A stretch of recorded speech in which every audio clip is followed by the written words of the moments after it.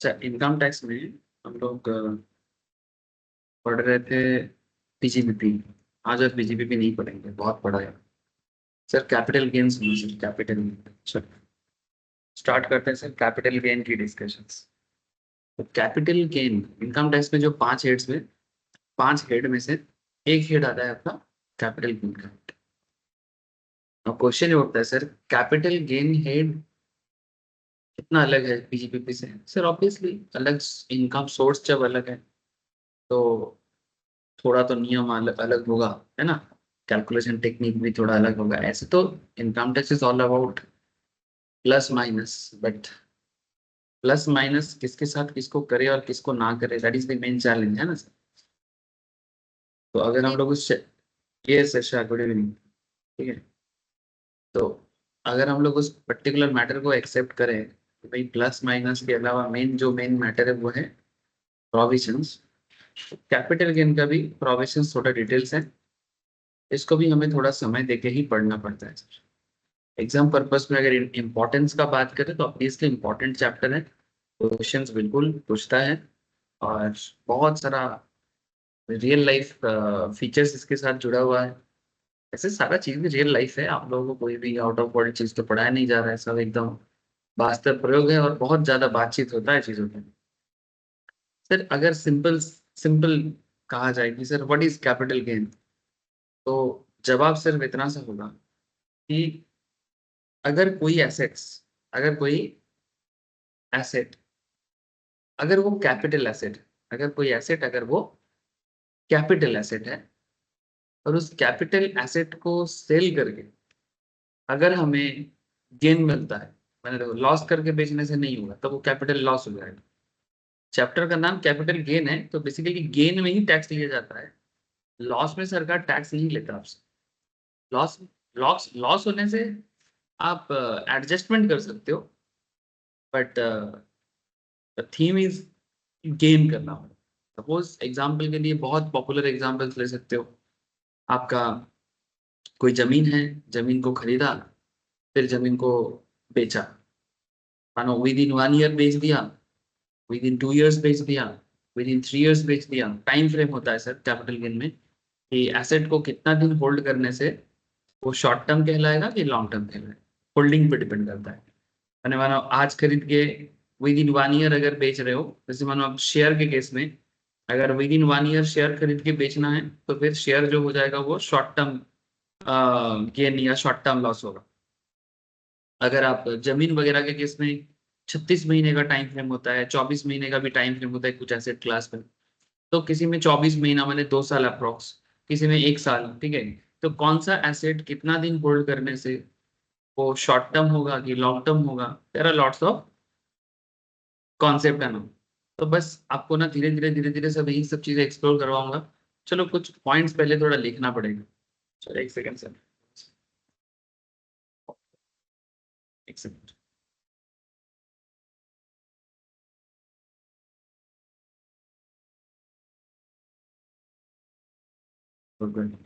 Copy change.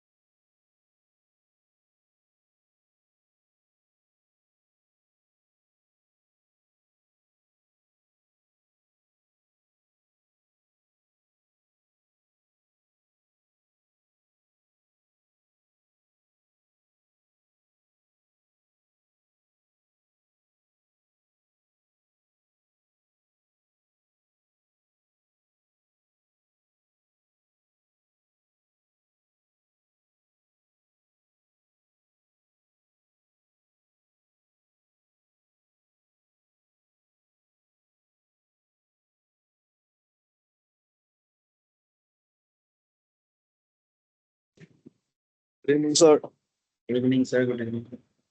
So, how are you, sir? हाँ sir. How are you, sir?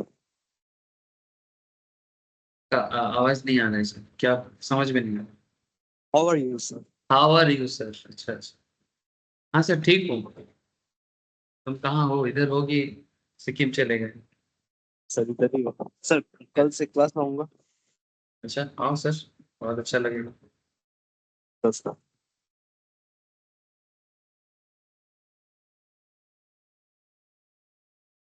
Class आने से तो अच्छा ही लगता है, बट पढ़ाई करने से भी अच्छा लगता है। नहीं करो।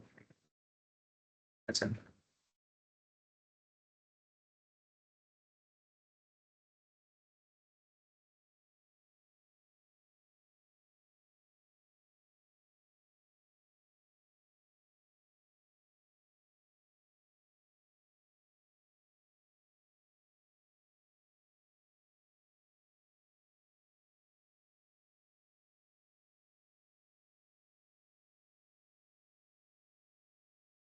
देखो तो सर स्क्रीन शेयर है कि नहीं, एक बार कंफर्म करो।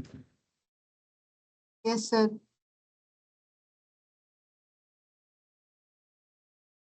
तो सर आउट ऑफ 5 हेड्स हम लोग पीजीबीबी में बहुत दिन बात करने के बाद अब चल रहे हैं सर कैपिटल गेन की तरफ। बहुत इंपॉर्टेंट सोर्स है। गवर्नमेंट भी इसके पीछे काफी पड़ा रहता है। Specially share market related matters में तो बहुत ज्यादा बात होता है, लेकिन शेयर के अलावा बहुत चीजें हैं जिसके ऊपर कैपिटल गेन लगता है। जमीन वगैरह में, लैंड पे, बिल्डिंग्स पे, ठीक है, any kind of capital assets पे। ठीक है, तो चलो मैं आपको पहले थोड़ा सा समझाऊं, उसके बाद इसका स्ट्रक्चर्स, इसका कैलकुलेशन टेक्निक, क्या क्या चीज़ें याद रखना होगा, सब धीरे धीरे बताते हैं सर। ठीक है, पहले थोड़ा सा इंट्रो दे देता हूँ। चलो हेडिंग करो सर।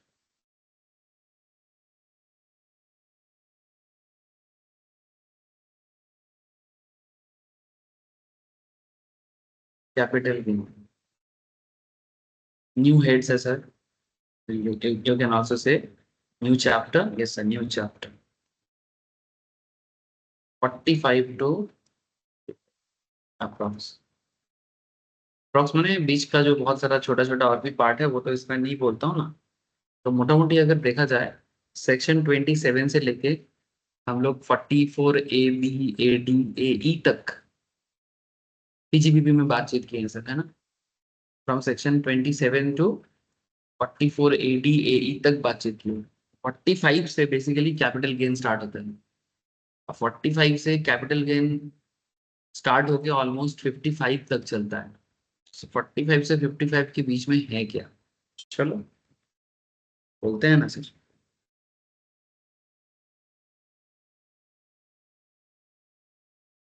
लिखो sir, as per section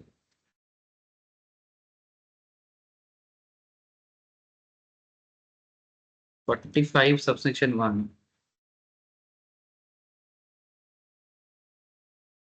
any profit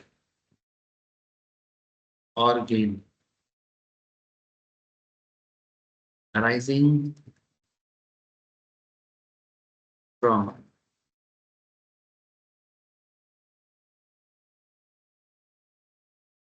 transfer of capital asset is called capital gain. It's called capital. So क्या हुआ sir? As per section 45 subsection 1, any profit or gain arising from transfer of capital asset is called capital gain. Now इसमें दो चार बातें थोड़ा सा highlight करना पड़ेगा। Highlight in the sense, sir अगर आप इस पर्टिकुलर डेफिनेशंस को एक बार रीड करते हो तो इसमें इंपॉर्टेंट क्या है? सर इसमें इंपॉर्टेंट ये है, सेक्शन का इंपॉर्टेंस का बात नहीं कर रहा हूँ। सेक्शन तो बस आपको याद रखना है बिकॉज ये एक लॉ है, और टैक्स लॉज में सेक्शंस के थ्रू से ही आपको जवाब देना पड़ता है। तो सेक्शंस तो एक सेकेंडरी पॉइंट है। जैसे यहाँ पर ट्रांसफर, ट्रांसफर को भी एक सेक्शंस में कहा गया है। Section 2 subsection 47, section 2 subsection 47। ठीक है, फिर कैपिटल एसेट, इसको भी एक सेक्शन में बोला गया है। ये कौन से सेक्शन में बोला गया है? 2 सबसेक्शन, सॉरी,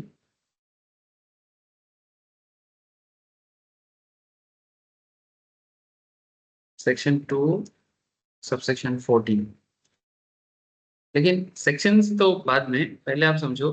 जैसे आपको क्या है सर, यहाँ पर इंपॉर्टेंट क्या हो गया, प्रॉफिट इंपॉर्टेंट हो जाता है sir, profit.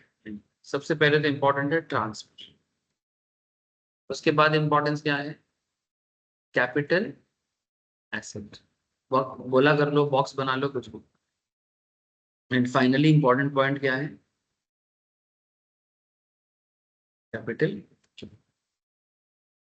As per section 45 subsection 1, any profit or gain arising from transfer of capital asset is called capital gain।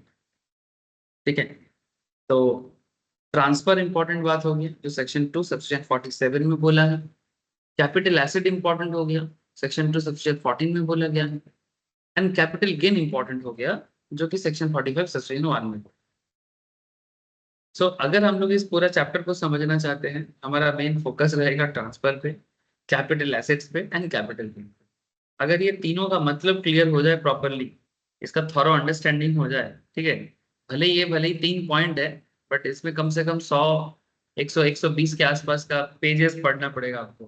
ठीक है, तब जाके आपको एक थॉरो एंड प्रॉपर आइडिया मिलेगा कि आखिर कैपिटल गेन क्या है।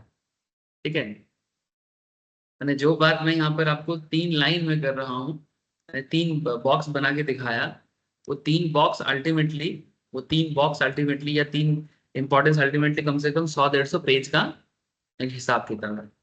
सर काश 3 लाइन 3 गोला कर दिया और एग्जाम में चल जाते। हाँ सर, हम भी तो उसी आशा में बैठे हैं, 3 3 गोला करके और एग्जाम में चले गए, काम खत्म, पैसा आ जाओ।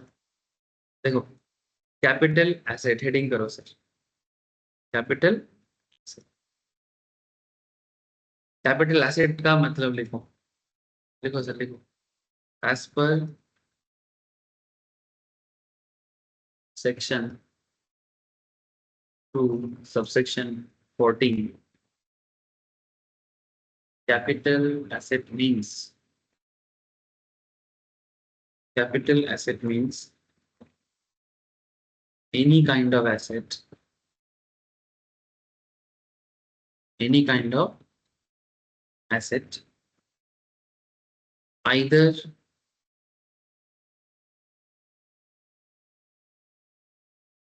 movable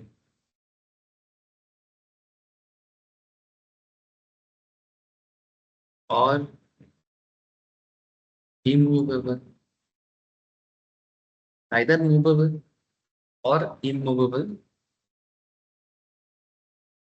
tangible or intangible, tangible or intangible, fixed or circulating, fixed or circulating, ठीक है,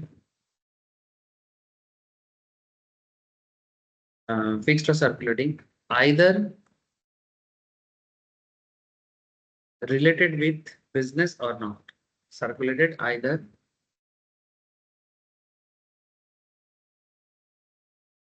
related with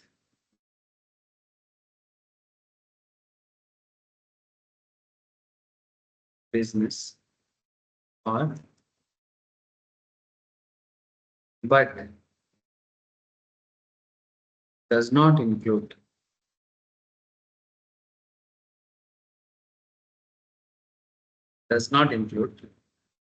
a stock in trade, in rural agricultural land,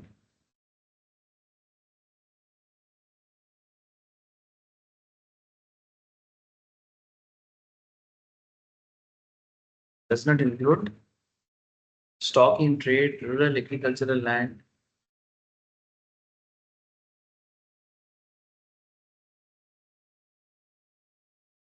personal effect, personal effect, that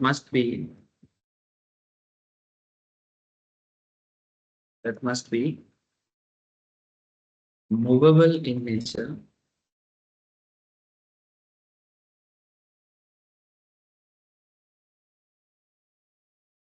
except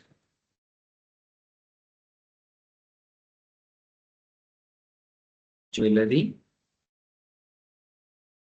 painting, drawing, etc. Jewelry, painting, drawing, etc.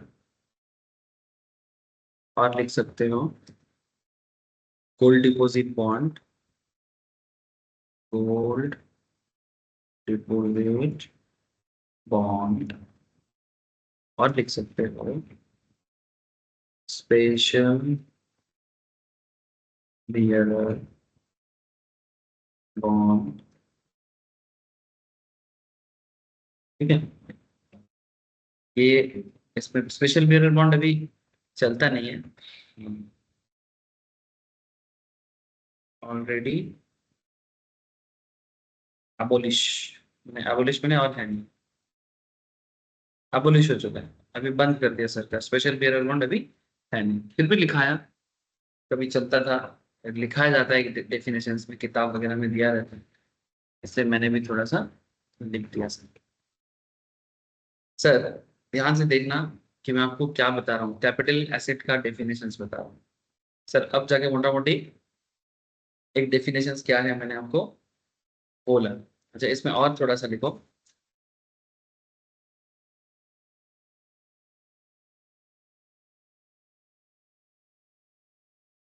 और एक चीज भी इसमें जोड़ सकते हो, जैसे कैपिटल एसेट क्या है आपने लिखा, as per section 2 subsection 14, capital asset means any kind of asset either movable or immovable, tangible or intangible, fixed or circulating, either related with business or not, but does not include stock in trade, rural agri land, personal effect, that must be movable in nature except jewelry, painting, drawing, etc. Gold deposit bond, special bearer bond। ठीक है, इसमें और एक चीज देखो, point number B देखें, चीज और जोड़ा इसमें, पॉइंट नंबर बी बोल के, एनी सिक्योरिटीज, एनी सिक्योरिटीज मैंने share, debenture etcetera sir, any securities held by foreign institutional investors, foreign institutional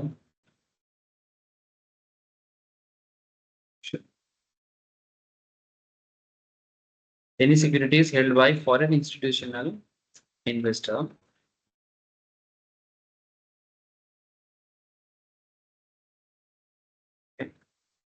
investor इसके साथ और जोड़ो, which has invested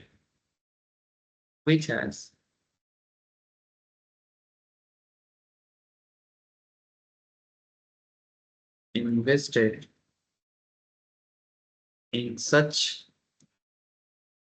securities in accordance with in accordance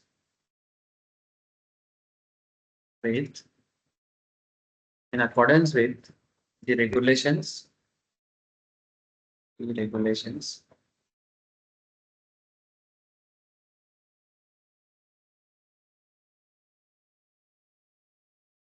made under the SEBI Act, made under the SEBI माने Security Exchange Board of India, SEBI Act 1992 would be treated as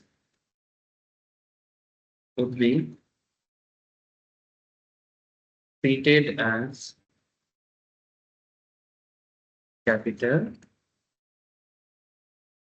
asset।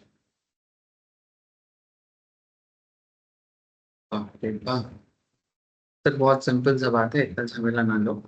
अ, अच्छा, foreign institution investors क्या है, अगर आप लोग idea नहीं है, मैं हल्का आइडिया आपको गूगल करके दिखा देता हूँ। सर गूगल क्यों करेंगे? एग्जाम्पल्स के लिए, मुंह पे बोलने से अच्छा रहेगा इसलिए। जैसे फॉर एग्जाम्पल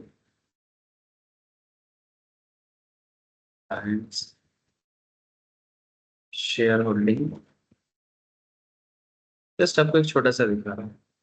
हम लोग जब कोई भी कंपनी में इन्वेस्ट करते हैं ना, तो उसमें कंपनी का शेयर होल्डिंग रहता है सर। उस कंपनी में हम लोग इन्वेस्ट करते हैं, फॉरेन इन्वेस्टर्स भी इन्वेस्ट करते हैं। मैं जस्ट आपको शेयर होल्डिंग पैटर्न्स थोड़ा दिखाना चाहता हूँ।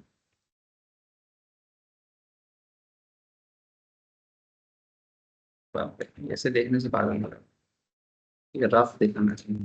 कंपनी की वेबसाइट है ना, ये लोग सब रिपोर्ट देख के समझ आने, एकदम रिपोर्ट रीड करना। हाँ बस, हो गया, इतना ही चाहिए था। ये लोग क्या करता है, इसी तरह से समरी कर देता है ब्रोकिंग कंपनी। देखो, रिलायंस कंपनी में रिलायंस का शेयर होल्डिंग कितना है, 50% से ज्यादा। मैंने Mukesh Ambani and is family, है ना। फॉरेन इंस्टीट्यूशंस मैंने FII, रिलायंस कंपनी में ऑलमोस्ट 19% शेयर होल्ड कर रहा है। हम आप जैसे लोग, रिटेल एंड अदर्स, ये हम आप जैसे लोग 11.37%। Other domestic institutions like insurance और any other financial institutions 10%, 10.2। And mutual funds वाले हैं 9.2। कुल मिला के 100% शेयर का होल्डिंग।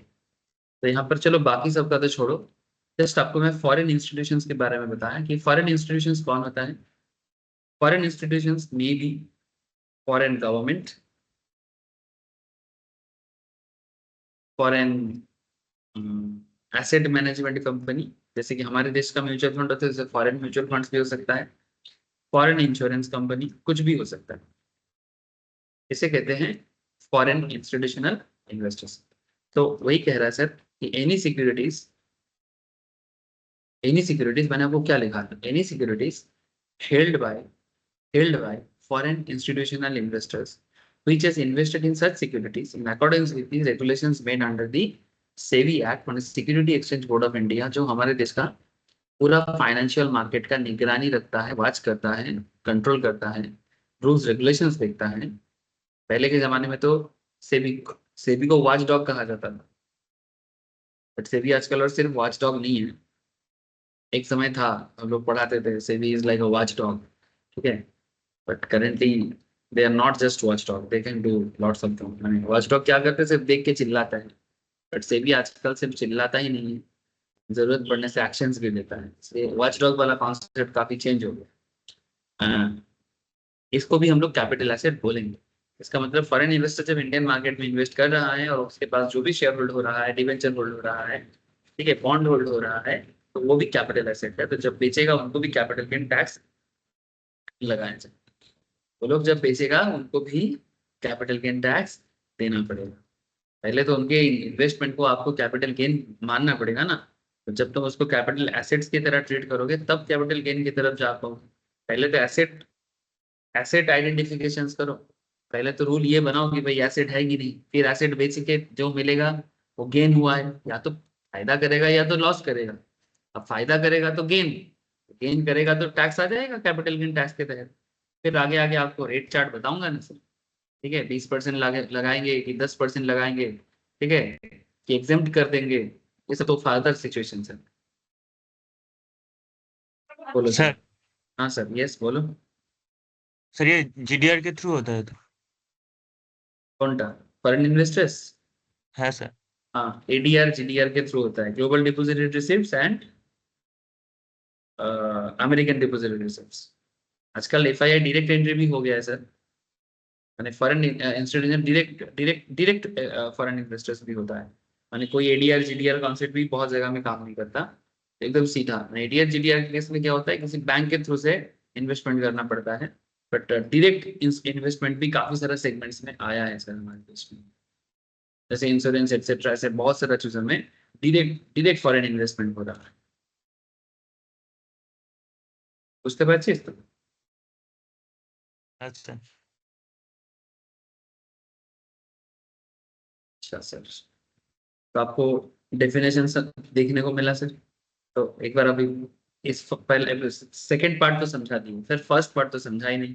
सर वही तो समझाने के लिए इतना मेहनत कर रहा हूँ। सेक्शन 214 कहते हैं capital asset means any kind of assets either movable और इमूवेबल, चाहे वो एसेट एक जगह में माने चुपचाप रखा हो या फिर मूव करना हो। जैसे जमीन, बिल्डिंग, ये मूव तो नहीं कर सकता तो इमूवेबल हो जाएगा। जमीन बिल्डिंग के अलावा कोई और एसेट्स जो मूव कर सकता है वो मूवेबल। अच्छा, टेंजिबल और इंटेंजिबल का क्या? टेंजिबल माने जिस एसेट को आप टच एंड फील कर सकते हो, माने टच कर सकते हो, सिंपल बात है, ठीक है। और इंटेंजिबल्स में क्या होगा, वो टच वाला कॉन्सेप्ट नहीं है, वो टच वाला कॉन्सेप्ट नहीं आएगा। Intangibles is like a patent, copyright, goodwill, ये सब भी बेकार भी मैंने सेल किया जाता है सर। कि किसी कंपनी का गुडविल 100 करोड़ में बिकता है, हजार करोड़ में बिकता है, ठीक है। अगर कोई किसी का नाम यूज कर रहा है, कोई किसी का बिजनेस का पेटेंट यूज कर रहा है, तो उसका भी सेल होता है, तो उसमें भी कैपिटल गेन लग सकता है। तो इंटेंजिबल्स। अच्छा, फिक्स एसेट्स हो या सर्कुलेटिंग, ठीक है, एसेट एक जगह एक ही तरह से फिक्स तरीके से हो या फिर वो सर्कुलेट कर रहा हो, चेंज हो रहा हो, आइदर रिलेटेड विद बिजनेस और नॉट, ठीक है, वो बिजनेस के साथ जुड़ा हुआ हो या ना, ठीक है, कुछ भी हो सकता है। एक चीज याद रखना सर, माने ये सब कैपिटल एसेट है, बट कैपिटल एसेट क्या नहीं है, ये चीज को समझे, ठीक है। डेफिनेशंस के अंदर ही बोला जा रहा है कि which is not be treated as capital asset. कौन सा? जैसे कि stock in trade. Sir stock in trade क्या होता है? सर स्टॉक इन ट्रेड माने जिस चीज का हम धंधा करते हैं। सर ये क्या बात हो गया, जिस चीज का धंधा करते हैं? Yes sir. आप अगर कोई प्रोडक्ट को लेके बिजनेस करते हो, अगर आप कोई प्रोडक्ट को लेके बिजनेस करते हो, तो हम जनरली उस पर्टिकुलर प्रोडक्ट को आपका स्टॉक इन ट्रेड कहते हैं। अगर आप ग्रोसरीज बेचते हो तो groceries your stock in trade. अगर आप मेडिसिन बेचते हो तो medicine is your stock in trade. अगर आप बिल्डिंग बेचते हो तो building is your stock in trade. आपका स्टॉक इन ट्रेड, आपका स्टॉक है, वो कैपिटल एसेट है, क्योंकि स्टॉक इन ट्रेड में जो प्रोडक्ट है उसका कैलकुलेशन या उसका इनकम पीजीपी में आता है ना सर। आप अगर आप कोई चीज बेचते हो, बेच के कमाते हो, रेगुलर बिजनेस है आपका, तो उसका कैलकुलेशन थोड़ी ना कैपिटल गेन में होगा, उसका कैलकुलेशन तो profits and gains in business and professions में होगा, जिसके लिए तो आप अपना अकाउंट्स रेडी करोगे, है ना। तो स्टॉक इन ट्रेड को कभी हम लोग कैपिटल गेन में ट्रेड कर ही नहीं सकते। स्टॉक इन ट्रेड को हम लोग कैपिटल गेन में ट्रेड नहीं कर सकते, इसलिए does not include stock in. समझ में आ रहा है? एकदम लॉजिक के साथ याद रखना पड़ेगा, ठीक है। ऐसे फालतू में रटो मत, but does not include stock in trade, rural agricultural and personal defect, ऐसे रटो मत, समझ के पढ़ो, दिमाग उसको रिटेन कर पाएगा। अगर बिना समझ के रटते रहोगे, मैं हमेशा बोलता हूँ, वो उसको रिटेन नहीं कर पाओगे, फिर बोलोगे सर बहुत मुश्किल लग रहा है। सर ये तरीका बदलो, तरीका बदलो, जिंदगी में बड़ा ही काम आएगा। बचपन से हम लोग को इतना रटाने का मैंने कॉन्सेप्ट रेडी किया गया ना, मैंने बचपन खत्म हो जाता है फिर भी हम लोग का आदत नहीं जाता। रूरल एग्रीकल्चरल लैंड सर, गांव का जमीन, गांव का जो एग्री एग्री लैंड होता है, rural agricultural land, that is also not capital asset. पहला बात तो सर एग्रीकल्चर इनकम एग्जेम्प्टेड है, दैट्स अ डिफरेंट कॉन्सेप्ट। वो हम लोग क्लास में भी बोले थे कि general agricultural income section 10 subsection 1 से एग्जेम्प्टेड होता है। अगर आपका गांव में जमीन है या फिर रूरल, बेसिकली अगर आपका एग्रीकल्चरल लैंड है और वहां से आप कमाते हो, तो सेक्शन 10 सबसेक्शन 1 के तहत हम उसके इनकम को एग्जेम्प्ट कर देते हैं। उसका भी नियम है कितने, एग्रीकल्चर का अगर आप पढ़ोगे कि एग्रीकल्चरल लैंड कहाँ तक होने से एक एक एक, एक एरियल एरियल डिस्टेंस होता है कि मेन बड़ा शहर से 8 किलोमीटर के रेंज पे, 6 किलोमीटर के रेंज पे, 2 किलोमीटर के रेंज पे, बड़ा शहर से जो भी आसपास के शहर है, कितना जनसंख्या का शहर है, वो जनसंख्या के हिसाब से कितना रेडियस में जमीन होने से वो एग्रीकल्चरल लैंड माना जाएगा कि नहीं माना जाएगा, और उसके इनकम को एग्जेम्प्ट किया जाएगा कि नहीं किया जाएगा, कॉन्सेप्ट इज देयर, ठीक है। फिलहाल हम लोगों को इतना माथा अभी नहीं लगाना पड़ेगा। बाकी एग्रीकल्चरल का अगर आप वो सैलरी के मैंने टाइम पे सैलरी कराने से पहले मैं पढ़ाता हूँ एक बार। आप चाहो तो एक बार बैकअप से करो, ठीक है। जिनका या फिर भूल गए तो प्लीज एक बार रिवाइज करो, वहां पर मैं एग्रीकल्चर को काफी डिटेल्स में एक्सप्लेन किया सर। अभी आप इस कैपिटल गेन में क्या याद रखोगे? रूरल एग्रीकल्चरल जमीन बेच के अगर आपको कोई भी गेन होता है, सर रूरल कैसे पता चलेगा? सर आप देखो कि आपका जमीन किसी सिटी, टाउन या म्यूनिसिपल कॉरपोरेशन, इस तरह का कोई मैंने शहर या नगर जैसे चीजों से बाहर होगी। गांव है कि नहीं, गांव का पंचायत होता है ना, विलेज में पंचायत होता है। तो विलेज एरिया का जमीन बेच के अगर आपको करोड़ों भी मिल जाए, वो कैपिटल एसेट ही नहीं है, तो उसके कैपिटल गेन भी नहीं है। सर ऐसा है क्या? तब तो गांव का जमीन होने से मजा, हाँ सर मजा, एकदम मजा। अगर वो जमीन का दाम मिले तो बड़ा मजा। जनरली गांव का जमीन का दाम उतना मिलता नहीं, ठीक है। जैसे सिटी में एक एक एक कट्ठा जमीन का मैंने बीघा हिसाब होता है, डेसिमाइल हिसाब होता है, ठीक है। तो मोटा मोटी एक मिनिमम प्लॉट साइज, जिसको हम लोग जनरली यहाँ पर लोकल भाषा में काठा बोलते हैं, आई डोंट नो बाकी भाषा में क्या बोलता है, कोलकाता के डिपेंड करते हैं एरिया टू एरिया, बट शहर होने से मोटा मोटी 20-30 लाख के नीचे छोटा से छोटा शहर में भी, छोटा से छोटा शहर में भी कम से कम 20-30 लाख रुपया एक कट्ठा जमीन का दाम होगा। अगर शहर थोड़ा बड़ा होगा, लोकेशन बढ़िया रहेगा, आसपास में फैसिलिटीज रहेगा, 50 लाख, 60 लाख, 1 करोड़, 2 करोड़, 5 करोड़, अलग ही लेवल पे दाम छूता रहता है। गांव का जमीन का दाम क्या है सर? कहीं पर जोर से 1 लाख, कहीं 2 लाख, कहीं 3 लाख, डिपेंड करता है। आसपास में रोड हो तो फिर में भी 5 लाख, 6 लाख तक जा सकता है, ठीक है। आसपास में रोड हो तो, अगर हाईवे है या लोकल स्टेट गवर्नमेंट का रोड है, तो फिर 5 लाख, 6 लाख, 7 लाख, 8 लाख तक जा सकता है।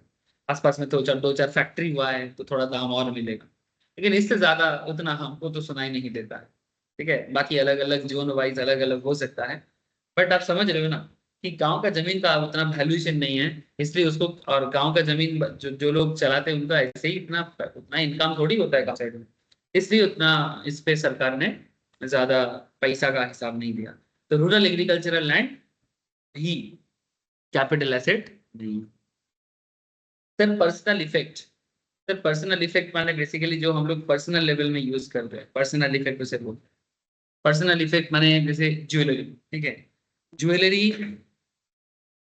ये जो जंग ज्वेलरी वगैरह होता है ना, लेकिन सर अगर ज्वेलरी सोना का हो या हीरा का हो या फिर सिल्वर का हो, वो भले ही पर्सनल इफेक्ट में हम लोग यूज करते हैं, ठीक है, लेकिन तब वो कैपिटल एसेट माना जाता है। लेकिन अगर आप नॉर्मल ये सोना रूपा हीरा छोड़ के, ठीक है, कोई भी नॉर्मल ज्वेलरीज वगैरह, डजेंट मैटर सर, वो सब नहीं है, कैपिटल एसेट नहीं। पेंटिंग ड्राइंग्स भी कैपिटल एसेट हो जाता है, ज्वेलरी कैपिटल एसेट है। इसलिए personal effect that must be movable in nature except jewellery, painting, drawing. अच्छा क्या पेंटिंग ड्राइंग किसका? पेंटिंग ड्राइंग मैंने ऐसा कौन सा लोग पेंटिंग ड्राइंग बनाने से हम उसको कैपिटल एसेट कैटेगरी में डाल सकते हैं? सर ऑब्वियसली जिस पेंटिंग का एक मार्केट वैल्यूएशन है। अब मेरे जैसा बंदा अगर पेंटिंग करेगा तो क्या वैल्यूएशन मिलेगा सर? हाँ, लोग तो ऐसे ही मतलब फेंक के चला जाएगा, है ना, समझ रहे हो ना। पेंटिंग ड्राइंग, पाब्लो पिकासो का पेंटिंग, लियोनार्डो दा विंची का पेंटिंग, काइंड ऑफ दैट, ठीक है। या फिर कोई भी बड़ा नाम आप यूज कर सकते हो, अवनींद्रनाथ टैगोर, रविंद्रनाथ टैगोर का भाई, बहुत फेमस पेंटर था, ठीक है। आज के डेट में भी कुछ नाम है, मुझे सब नाम उतना याद नहीं रहता, बिकॉज उतना ये आर्टिस्टिक मैटर्स में इतना खोज नहीं रहता मेरा, और अगर खोज रहता भी मैं भूल जाता हूँ। तो मोटा मोटी आप समझ रहे हो कि जिस पेंटिंग ड्राइंग्स का मार्केट वैल्यूएशन है, ऐसा चीजों को बेच के आपको कैपिटल गेन हो सकता है, ठीक है। इसलिए एकदम clearly personal effect that must be movable in nature except jewellery, painting, drawing etcetera. Gold deposit bond ये भी कैपिटल एसेट नहीं है। स्पेशल पीरियड बॉन्ड ये भी कोई कैपिटल एसेट। तो कैपिटल एसेट ना होने से गोल्ड डिपॉजिट बॉन्ड सरकार का आता रहता है, आरबीआई वगैरह कई बार करते हैं, वो बोल देता है कि भाई गोल्ड के थ्रू से आपका डिपॉजिट रहेगा, जिस आपका पैसा बैक्ड बाई गोल्ड।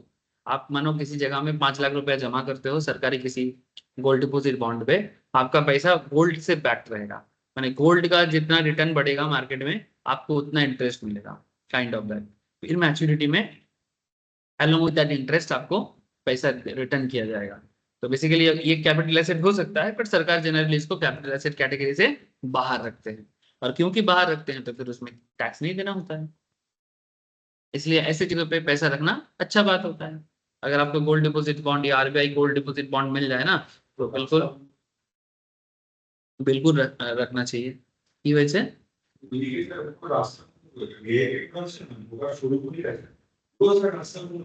क्या ना, তোকে আসতে দেবে না বলে নাকি? কোনটা দিয়ে এসেছে? কোনটা দিয়ে আসছে? আমি হচ্ছে আমার বাইক তো এখানে নিউ ব্রিজ মালপাড়া রাস্তা আছে, মানে তো শ্বশুর রাস্তা। গৌরাঙ্গনগর নেই, হ্যাঁ ওরকমই জগৎপুর, এবারে ওইখানটা তো জগৎপুর, হ্যাঁ। হ্যাঁ ওই দিকটা ব্লকেট করে দিয়েছে, কনস্ট্রাকশন চলছে কিন্তু এই দিকটা রাস্তা। তো তুই যদি এইটা দিয়ে আসছিস কোল ইন্ডিয়া থেকে কেষ্টপুরের রোডটা ধরে নে। যাওয়ার রাস্তা এবং বাড়ি ফেরার সময় সেম প্রবলেম। অনেক রাস্তা আছে, রাস্তাই রাস্তা, কোনটা ইউজ করবি সেটা ব্যাপার। देखो सर, तो फिर आप लोगों को समझ में आया sir? Please tell me. Yes, sir. Capital asset क्या है? मैं इतना देर से आपके साथ यही चर्चा कर रहा था, what is capital asset. And capital asset देखने में लगता है पर कैपिटल एसेट है नहीं, ठीक है। और तो फिर ये चीज अगर आपके दिमाग में रहेगा तो आप कैपिटल एसेट सेक्शन 2 सबसेक्शन 14 को तब जाके समझ पाओगे। तो मैं आपको इतना देर से क्या समझा रहा था? सेक्शन 2 सबसेक्शन 14 को समझा रहा था। अब धीरे धीरे आपको क्या समझना है सर? ट्रांसफर समझना है, ठीक है, जो सेक्शन 2 सबसेक्शन 47 में बोला है। और क्या समझना है? फिर जाके कैपिटल गेन। लंबा बातें हैं सर, देखो ना 3 पॉइंट है बट 100-150 पेज लग जाता है समझाने के लिए, ठीक है। लेकिन हम लोग 100-150 पेज के पीछे नहीं पढ़ेंगे सर, ये দেখা যাচ্ছে না।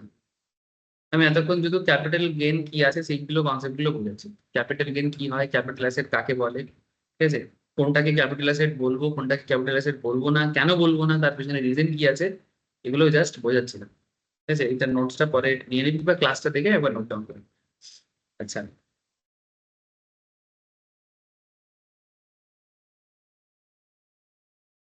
अच्छा एक यहाँ पर एक नोट दे दो सर, पॉइंट इसके नीचे जहां पर हम लोगों ने लिखा, इसमें एक छोटा सा पॉइंट देखो, capital receipts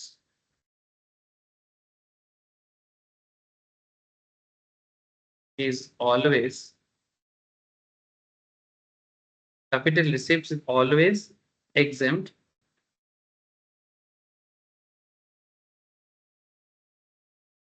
under section 45 to 55। Sir क्या मतलब है ये? पहले बात तो आपको कैपिटल रिसीप्ट क्या है ये बताना चाहिए। क्या होता है कैपिटल रिसीप्ट, क्या होता है?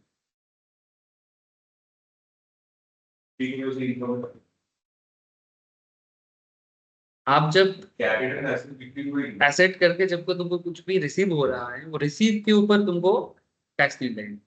अगर टैक्स दे के जो भी तुम्हारे हाथ में आ रहा है वो तुम्हारा रिसिप्ट है। या फिर अगर तुम किसी से कोई large amount of capital receive कर रहे हो बड़ा अमाउंट पे, ठीक है, चाहे वो एसेट ना बेच के भी हो सकता है, सपोज बिजनेस पे कैपिटल आ रहा है, ठीक है, तो that kind of any kind of capital receipt उसको कभी भी कैपिटल गेन के अंदर 45 to 55 में डिस्कस नहीं किया। मैंने जो मनी हम लोग कैपिटल रिसिप्ट के रूप में बड़ा अमाउंट बिजनेस के लिए या फिर बड़ा अमाउंट आ रहा है तुम्हारे पास, उसके ऊपर कोई कैपिटल गेन नहीं। जब तक कैपिटल एसेट सेल नहीं हो जाता, उसमें कोई गेन नहीं हो जाता, तब तक कैपिटल गेन में कोई मैटर नहीं।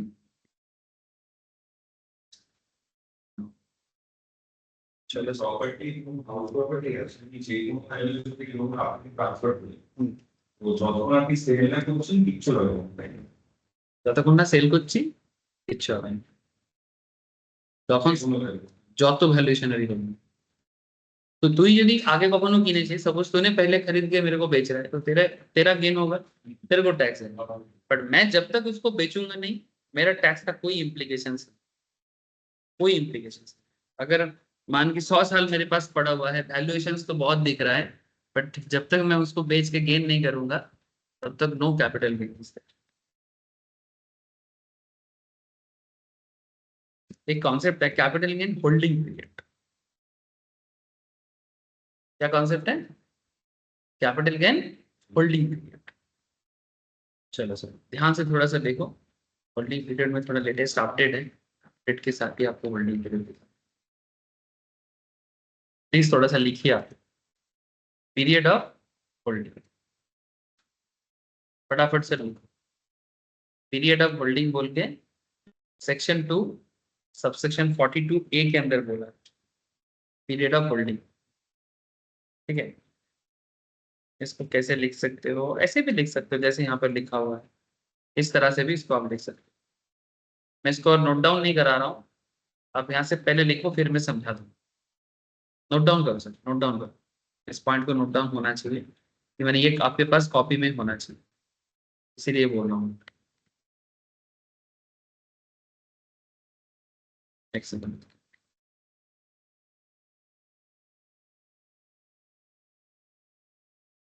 नोट डाउन करो, हेडिंग करो तो सेक्शन 2 सबसेक्शन 42A बोल के हेडिंग करो, सेक्शन 2 सबसेक्शन 42A। इस हेडिंग के अंदर होल्डिंग पीरियड को बोला गया है। और एक बात यहाँ पर बोला है, in case transfer takes place before 23 July 2024। In case transfer takes place before 23 जुलाई 2024, तब जाके ये होल्डिंग पीरियड का डेफिनेशन एग्जैक्टली काम करता है। ठीक है, इसमें তারপরে আবার কিছু আপডেট হয়েছে কিন্তু সেগুলো এখন দরকার নেই, যখন হবে বলবো। अच्छा, दो केस है, एक in takes place transfer takes place, ठीक है, दो तीन चीजें आता है सर, एक्चुअली ये सेक्शन वाइज है।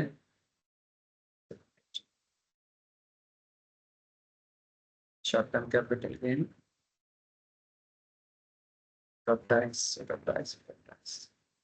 before 23rd July 2024 and on or after 23rd July 2024 rate में चेंज हुआ है, इसीलिए थोड़ा सा होल्डिंग पीरियड का मैटर को थोड़ा चेंज किया गया।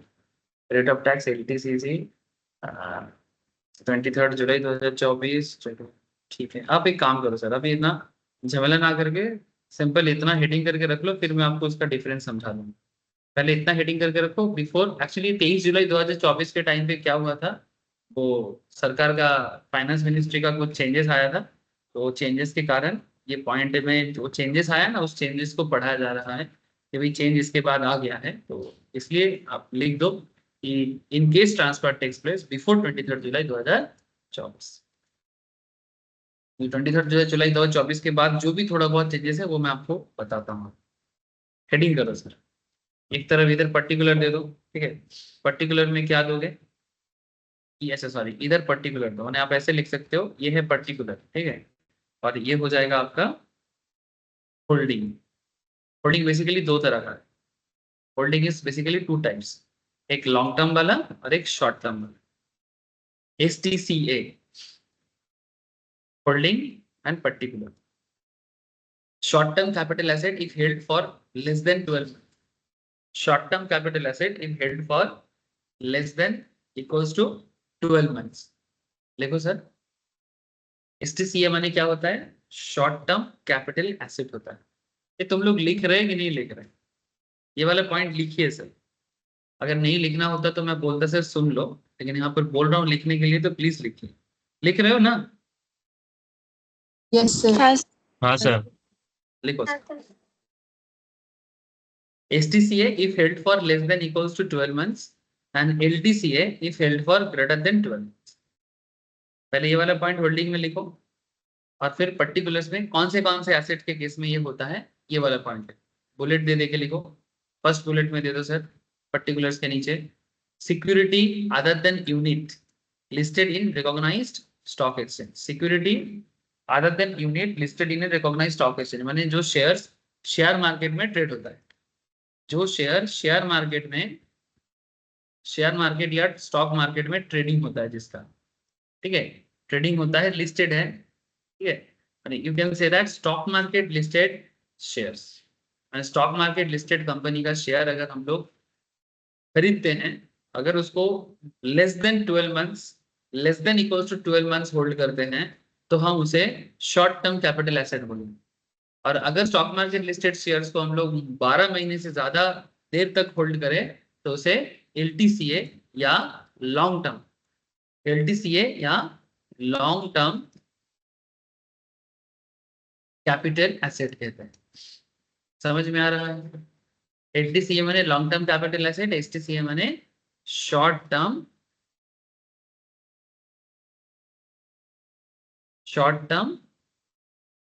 कैपिटल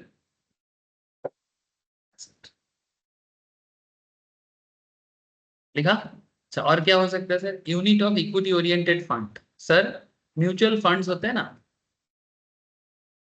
म्यूचुअल फंड्स का, ऐसे तो मैं म्यूचुअल फंड्स का पढ़ाई कराता हूँ, जो लोग शेयर मार्केट वगैरह पढ़ते हैं उसमें सिर्फ म्यूचुअल फंड्स के ऊपर डिटेल्स में बताया जाता है सर, अलग अलग फंड्स क्या होता है। अब मैं क्या इतना डिटेल्स थोड़ी ना भी बताऊंगा आपको। ऐसे आप लोग थोड़ा बहुत तो सभी कोई घर घर में देखते हो आजकल, एसआईपी बहुत चलता है, ठीक है। तो एसआईपी की ना, जब आप लोग एसआईपी करते हो तो म्यूचुअल फंड्स का भी ना बहुत पॉपुलर टाइप्स होते हैं, ठीक है। जैसे एक ऐप के थ्रू से दिखाता हूँ आपको, ईटी मनी। चलो 2 मिनट देख लो, अगर ये सब आदत नहीं है तो थोड़ा आदत भी बनाओ, एक्सप्लोर करो म्यूचुअल फंड्स को, जानना चाहिए। लॉस खाओ लाभ हो जाए वो फर्क नहीं पड़ता, लाभ लॉस आपके अज्ञानता के कारण होता है। अगर हम सही गलत अगर हमको ज्ञान नहीं है, कम कम ज्ञान है, तो हम गलत टाइम पे एंट्री लेते हैं तो हमारा लॉस होता है सर। तो वो आप करें या हम, लेकिन इसका मतलब कोई एसेट खराब नहीं होता। एसेट को जानते नहीं हम लोग, इसलिए दिक्कत हो जाता है, ठीक है। देखो, जैसे ही मैंने क्लिक किया यहाँ पर मुझे तीन तरह का फंड दिख रहा है। क्या क्या? इक्विटी फंड, डेब्ट फंड, और क्या है? Hybrid fund. आप लोग मेरे पास फाइनेंस भी पढ़ते हो, है ना, यानी आप लोगों का सब्जेक्ट्स भी होता है। हम लोग फाइनेंस में इक्विटी डेब्ट दोनों पढ़ते हैं कि नहीं पढ़ते?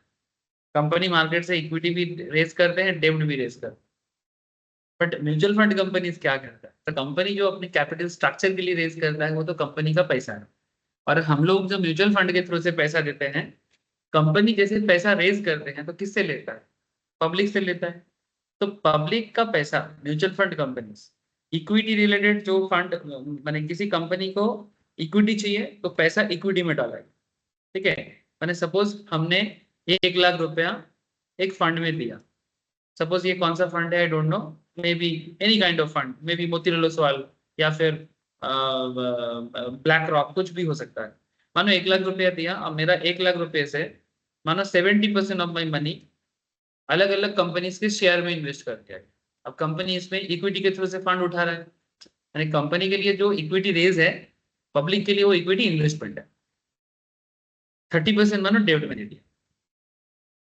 जनरली कहते हैं कि अगर टोटल मनी का, टोटल पैसा का 65%, कितना? 65% अगर इक्विटी में जाता है और 35% अगर डेब्ट में जाता है, तो ऐसे फंड को इक्विटी फंड कहते हैं। 65 35, तो उसको इक्विटी बोलेंगे। अगर कोई डेब्ट फंड है तो जस्ट उल्टा, 65 डेब्ट में जाएगा एंड 35 इक्विटी में जाएगा। अब कम बेसी हो सकता है। और अगर दोनों मिला के फंड बना जा रहा है 50-50 रेशियो में ऑलमोस्ट, तो उसे हाइब्रिड फंड। अब बेसिकली यही 3 तरीके का फंड होता है, इसका भी और भी वेराइटीज है, बट मेनली यही 3 तरीके का। अगर आपको कभी भी शेयर मार्केट, आप कोई बोलेगा सर थोड़ा बता दो सर कौन से फंड में पैसा लगाना चाहिए।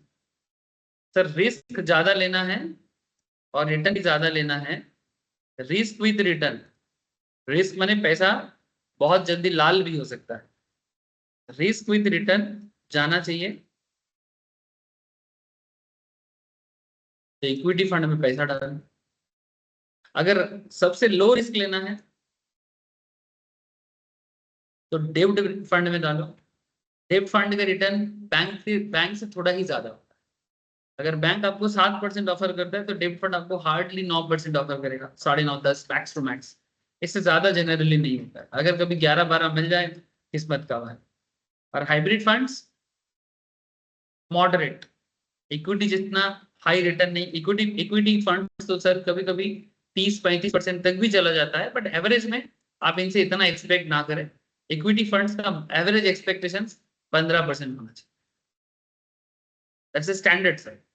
तो कोई फंड अगर किसी को कभी 25-30%, 35%, कोरोना टाइम पे ना हुआ था, हाँ, फंड्स एकदम 35-40% रिटर्न दिया तो लोगों को लगा हमेशा देगा, ऐसा नहीं होता है, ठीक है। और अभी रिटर्न नहीं दे रहा है तो सब पागल हो रहा है, हम पैसा निकाल लेंगे सर, सब खत्म हो जा रहा है, ठीक है।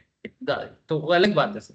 तो इक्विटी फंड्स बेसिकली 15% रिटर्न दिया, स्टैंडर्ड परफॉर्मेंस है, 15, 16, 20% तक ठीक है। डेब्ट फंड 8-9%, 10% दे रहा है, ठीक है। हाइब्रिड फंड 10-12 के आसपास दे, थोड़ा ज्यादा देता है, not like equity, not like डेब्ट, ठीक है। तो ये जनरल पर्पस होता है लोगों को म्यूचुअल फंड में पैसा डालने का। अब हम आपको क्या बता रहे हैं, देखो हम आपको बता रहे हैं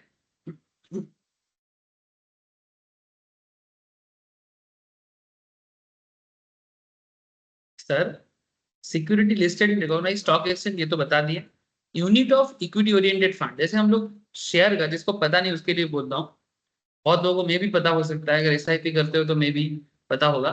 जैसे हम लोग बोलते हैं ना पर शेयर बोलते हैं, कितना पर शेयर रिटर्न बोलते हैं ना, कि पर शेयर कितना मिल रहा है, ईपीएस ऐसे करके।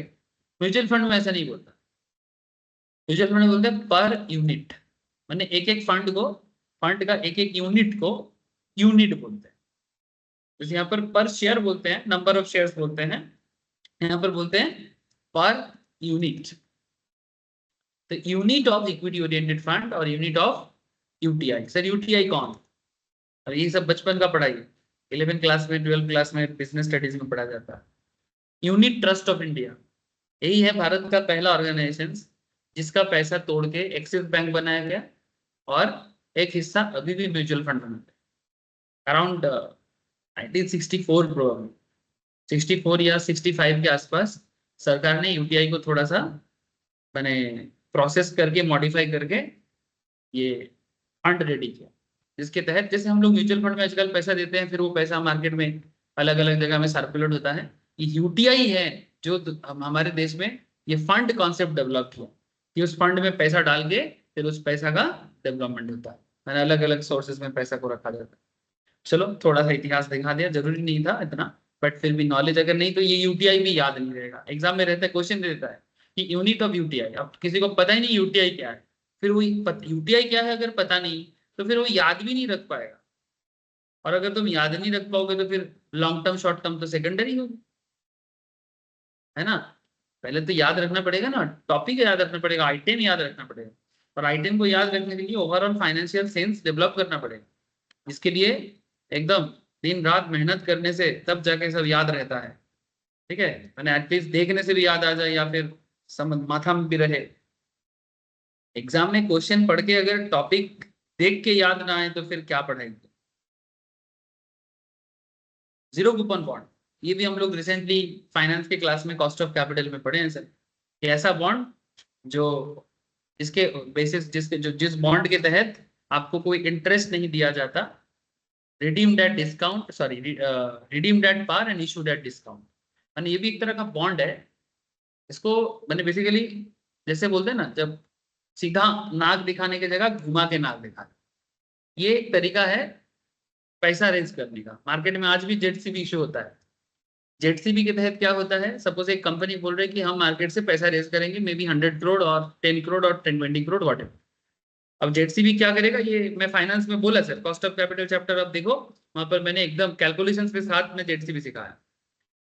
उसमें ये कॉन्सेप्ट रहता है कि आप कोई बॉन्ड का मानो सिंगल प्राइस, एक बॉन्ड का दाम है मानो यूनिट का 100 रुपीज, 100 का बॉन्ड आपको बोला जा रहा है कि भाई 90 में ले, परचेस प्राइस पड़ेगा आपका 90, और जब कंपनी तुमको रिडीम करेगा तो 100 रुपए में रिडीम करेगा। मैंने इसका ओरिजिनल प्राइस 100 है, आपको इशू करने के टाइम पे सस्ता में इशू किया, बट जब आपको रीपे कर रहा है तो पर यूनिट 10 टका करके एक्स्ट्रा करेगा। एक्स्ट्रा माने वो डिस्काउंट जो था वो डिस्काउंट का चीज पार में आ जाएगा, तो आपको एक्चुअली 10 टका करके प्रॉफिट हो जाएगा पर यूनिट पे। तो बेसिकली इसमें सूद का बात नहीं किया, इंटरेस्ट का बात नहीं किया। कूपन का मतलब होता है इंटरेस्ट, ठीक है। तो क्योंकि यहाँ पर कूपन या इंटरेस्ट का कोई मतलब नहीं रखा गया, मैंने 10%, 12%, 10%, 7%, 8%, इस तरह का कुछ बात नहीं कहा गया। अल्टीमेटली पैसा ही है, 90 का चीज 100 में जाएगा, क्या सूद नहीं है? सूद तो है एक तरह से, बट सूद का नाम नहीं यूज कर रहा है। क्योंकि सूद का नाम यूज नहीं कर रहा है या इंटरेस्ट का वर्ड यूज नहीं कर रहा है, इसलिए नाम हो जाता है जीरो कूपन। बाकी डिस्कशंस फाइनेंस का क्लास करो, वहां पर मैं रिवाइज कर सकते हो, रिसेंटली करवाया सर कॉस्ट ऑफ कैपिटल हाल फिलहाल। तो गवर्नमेंट भी दिया। हाँ गवर्नमेंट नहीं सर, प्राइवेट कंपनी भी कर सकता। ये एक फाइनेंशियल मॉडलिंग है जिसके तहत मार्केट से जैसे प्रेफरेंस शेयर इशू करता है, जैसे नॉर्मल बॉन्ड इशू करता है, वैसा जेडसीबी करता लाभ डिस्काउंट इशू तो है रिडीम করলে মানে ও তো একটা है। certain লাভ লাভ বলতে যে ইস্যু করছে তার লাভ, পাবলিকের সেরকম কোনো লাভ নেই। ওই জায়গায় তো কি আমাদের 10 টাকা প্রফিট কত ভ্যালু হলো 10% প্রফিট হলো হুম। তার জায়গায় একটা বন্ড যদি আমাকে 70% রিটার্ন দিতাম তো ওটাই ডিসকাউন্ট করে ऑब्वियसली मैंने जीरो कूपन बॉन्ड में इतना ज्यादा मैंने पब्लिक को इतना फायदा कुछ है नहीं, लेकिन क्या है, बहुत सेफ है, सिक्योर है। ये देख, ये आरईसी बोल के एक फेमस कंपनी है ना अपना, इसका गोयनका ग्रुप का, नेउटिया ग्रुप का प्रोबेबली, ठीक है। ये देखो, इसने deep discount zero coupon bond issuance receive strong demand, ये सितंबर 2024 का, देखो REC Limited on Monday raised 5,000 crore through CBDT notified zero coupon bond at an effective yield of 6.25% per annum. ठीक है, the issue made with overwhelming demand as the bond was oversubscribed 7 times over the issue size of the 5,000. बड़े बड़े companies generally करता है क्योंकि बहुत safe and secure होता है, ठीक है। The demand for the paper was but ZCB issued at deep discount. ZCB का कॉन्सेप्ट क्या होता है, डीप डिस्काउंट में इशू किया जाता है, एंड जब रिडीम किया जाता है तो उसका जो फेस वैल्यू है उसको किया जाता है। ऑफर इन्वेस्टर्स टैक्स एडवांटेजेस, और इसमें टैक्स एडवांटेज मिलता है, ठीक है। ये इसका कॉन्सेप्ट है। अब इसमें हम लोग ज्यादा बात करेंगे तो फिर ये फाइनेंस का किया जाएगा, इसलिए मैं इसके अंदर ज्यादा नहीं जा रहा, ठीक है। चलता है सर, मार्केट में बहुत चलता है। जब मैं फाइनेंस क्लास में कॉस्ट ऑफ कैपिटल में बॉन्ड वैल्यूएशंस पढ़ाया था, वहां पर देखिएगा बॉन्ड के अंदर बॉन्ड का कैलकुलेशंस के टाइम पे जेडसीबी को लेके मैं बहुत चर्चा किया उस टाइम। सब मिलेगा सर, सब मिलेगा, बस समय देना पड़ता है, समय नहीं दोगे तो फिर कैसे मिलेगा।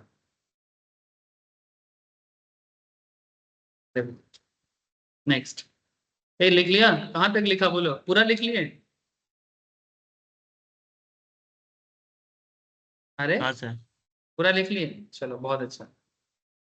सेकंड वाला पॉइंट देखो क्या है, STCA if held for less than 24 and more than 20, जैसे कि अनलिस्टेड शेयर। अनलिस्टेड शेयर क्या है, जो स्टॉक मार्केट में लिस्टेड नहीं है पर शेयर है, जैसे कि प्राइवेट कंपनी का शेयर, जैसे कि प्राइवेट कंपनी का शेयर, या फिर कोई भी कंपनी पब्लिक लिस्टेड है, सॉरी पब्लिक है बट स्टॉक मार्केट में लिस्टेड नहीं है, तो हम लोग उसको अनलिस्टेड शेयर बोलेंगे।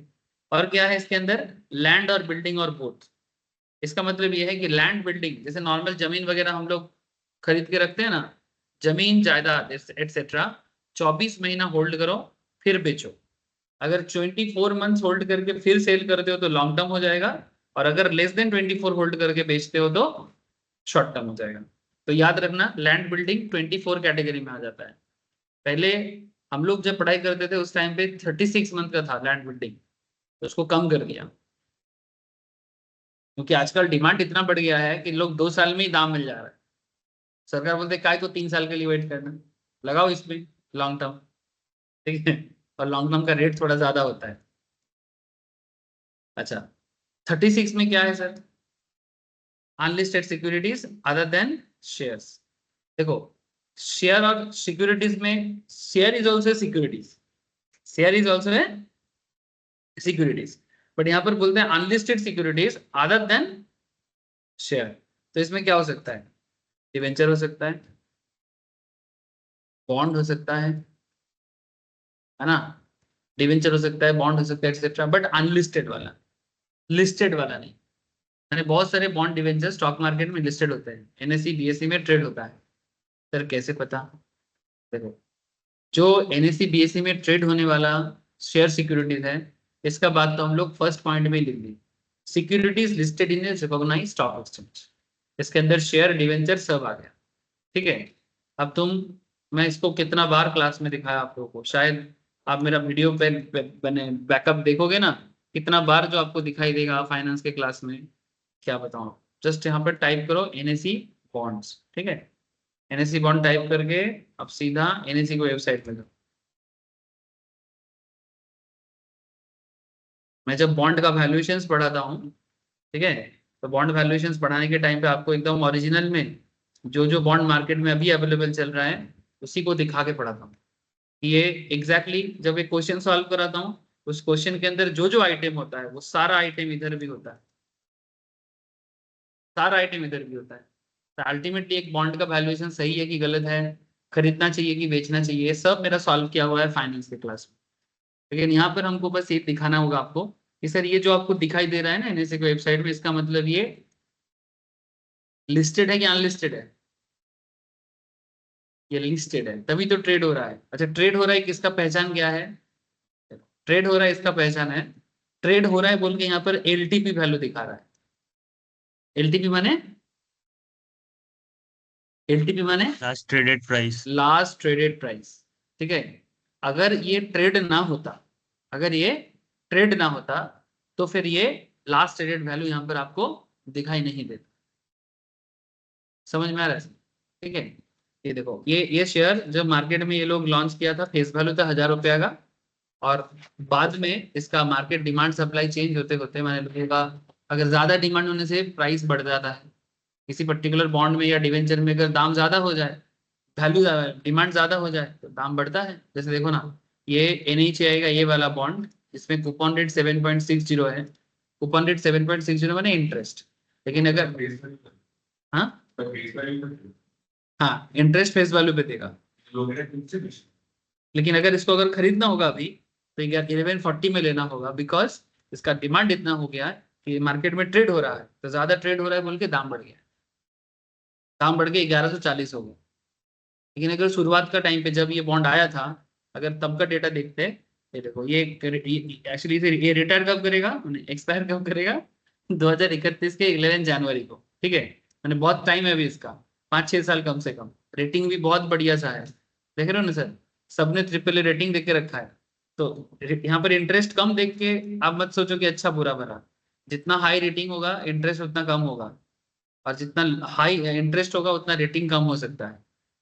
ठीक है, 10-11% का भी बॉन्ड मिलता है, पता है?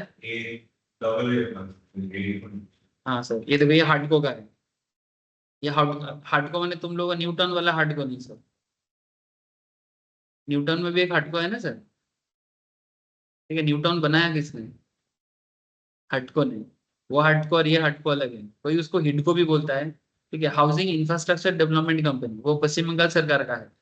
जो विश्व बांग्ला करके जो वहां पर चारों तरफ जो पूरा एकदम देखना ऑफिस भी है, जहाँ पर वो न्यूटाउन के एकदम बीच में, जहाँ पर वो क्या बोलते हैं उसको, गेट जो है ना, विश्व बांग्ला गेट, विश्व बांग्ला गेट का जो ऊपर जो होटल बना हुआ है उसके जस्ट तुम देखना ऑपोजिट साइड में तुमको हिडको भवन दिखेगा, वो भी हार्डको या हिडको बोलते हैं। ठीक है, अर्बन डेवलपमेंट अथॉरिटी है ना। हाँ वो पश्चिम बंगाल सरकार का है। और ये जो है ये पश्चिम बंगाल सरकार का नहीं है, ये सेंट्रल गवर्नमेंट का है। अच्छा वो हिडको भी बॉन्ड इशू कर सकता है, वो स्टेट गवर्नमेंट का, वो शायद लिस्टेड नहीं है। जो न्यूटन बनाया ये शहर बनाता है, ठीक है, पश्चिम बंगाल के लिए काम करता है, ये भी सरकारी है। बट ये भी सरकारी है, इसका शेयर मिलेगा आपको, ये हार्डको का शेयर भी। ठीक है, ये सेंट्रल गवर्नमेंट का। सो आई होप यू अंडरस्टैंड कि लिस्टेड और अनलिस्टेड का फर्क समझना। ठीक है, जैसे अगर कोई शेयर सिक्योरिटीज आप लेस देन 36 मंथ, देखो अनलिस्टेड सिक्योरिटीज में अदर देन शेयर, जैसे कि डिवेंचर्स बॉन्ड का बात हो, डिवेंचर बॉन्ड आप 36 महीने से कम समय के लिए होल्ड करते हो, डिवेंचर बॉन्ड आप 36 महीने के कम समय के लिए होल्ड करते हो। कौन सा डिवेंचर बॉन्ड, कौन सा डिवेंचर बॉन्ड? जो शेयर मार्केट में या एनएससी पीएससी जैसे एक्सचेंज में लिस्टेड नहीं है, ऐसा तो जाके उसको अगर आप कम से 36 महीने से भी कम अगर आप उसको होल्ड करोगे तो जाके वो शॉर्ट टर्म कहलाएगा। और अगर तुम 36 महीने से ज्यादा होल्ड करोगे तो आप उसे लॉन्ग टर्म बोलोगे। ठीक है सर, बात समझ में आया ना आपको? यहाँ पर जो भी पॉइंट याद रखना है या समझना पड़ेगा ये मैं आपको एक्सप्लेन किया। ठीक है, इसमें जो मेन 2-3 पॉइंट है, आपको एक एक चीजों का मतलब पता होना चाहिए। Security listed in recognised stock exchange का क्या मतलब होता है, unit of equity oriented fund और यूनिट ऑफ यूटीआई का क्या मतलब होता है, जीरो कूपन बॉन्ड का मतलब क्या होता है, अनलिस्टेड शेयर किसे कहते हैं, लैंड बिल्डिंग और क्या बोले, तो सबको समझ में आ रहा है। ठीक है, unlisted securities other than shares क्या होता है, अदर कैपिटल एसेट्स क्या होता है। मैंने अदर कैपिटल एसेट्स मैंने ऊपर में बोला हुआ ये जो भी चीजें अभी तक हम लोगों ने डिस्कस किया, इसके अंदर ऐसा अगर कोई भी पॉइंट डिस्कस नहीं हुआ है, ठीक है, कुछ भी, लेकिन वो कैपिटल एसेट कैटेगरी में आ जाता है, तो उसके लिए 36 महीने का रूल ही लगू। मैंने अगर आप 36 महीना होल्ड करते हो फिर बेचते हो तो फिर लॉन्ग टर्म, और 36 महीने से कम होल्ड करके बेचते हो तो short term. Sir short term और लॉन्ग टर्म से कुछ फर्क पड़ता है? हाँ सर फर्क पड़ता है। शॉर्ट टर्म लॉन्ग टर्म से सबसे बड़ा फर्क जो पड़ता है वो रेट का फर्क, क्योंकि शॉर्ट टर्म कैपिटल का रेट अलग होता है गेन का, और long term capital gain rate का रेट अलग होता है। सबसे बड़ा मेन फर्क यही है कि अगर आपको कैपिटल गेन का होल्डिंग पीरियड नहीं पता तो आपको रेट का मालूम नहीं पड़ेगा, ठीक है। इसीलिए आपका कितना दिन का होल्डिंग करने से आपका रेट में क्या बचत होगा, ये सब आप दिमाग लगा के सेल और बाई करते रहो। मानो 36 महीना होल्ड करने की जगह मानो 36 मंथ होल्ड करने से थोड़ा सा पहले आपने कोई एसेट बेच दिया, या फिर से फॉर एग्जांपल लैंड और बिल्डिंग केस, आपने मानो कि 24 महीने से कुछ दिन पहले बेच दिया, तो आपका रेट ऑफ टैक्स में डिफरेंस हो सकता है। वो आप कैलकुलेट करके देखो कि आपको फायदा हो रहा है कि नहीं हो रहा है, ठीक है। वो तो मैं आगे आगे आपको क्वेश्चंस करवाऊंगा तो आपको और मालूम पड़े।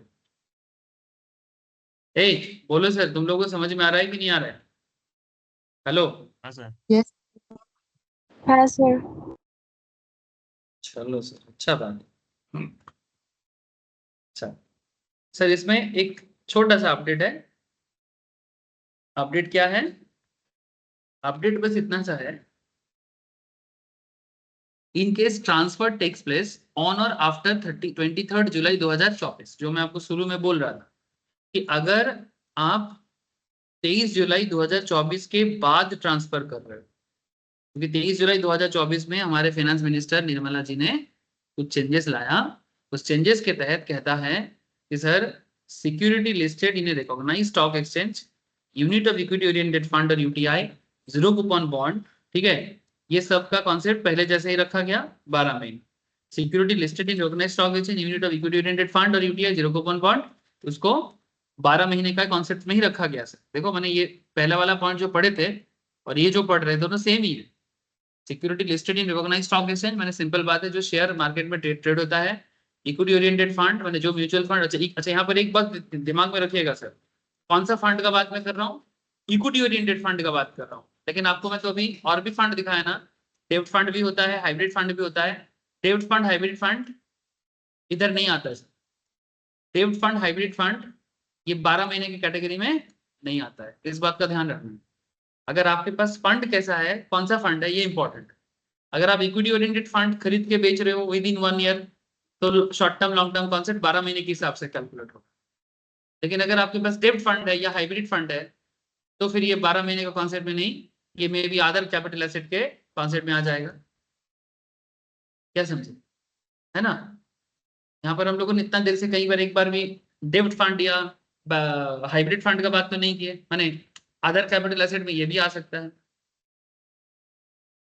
ठीक है।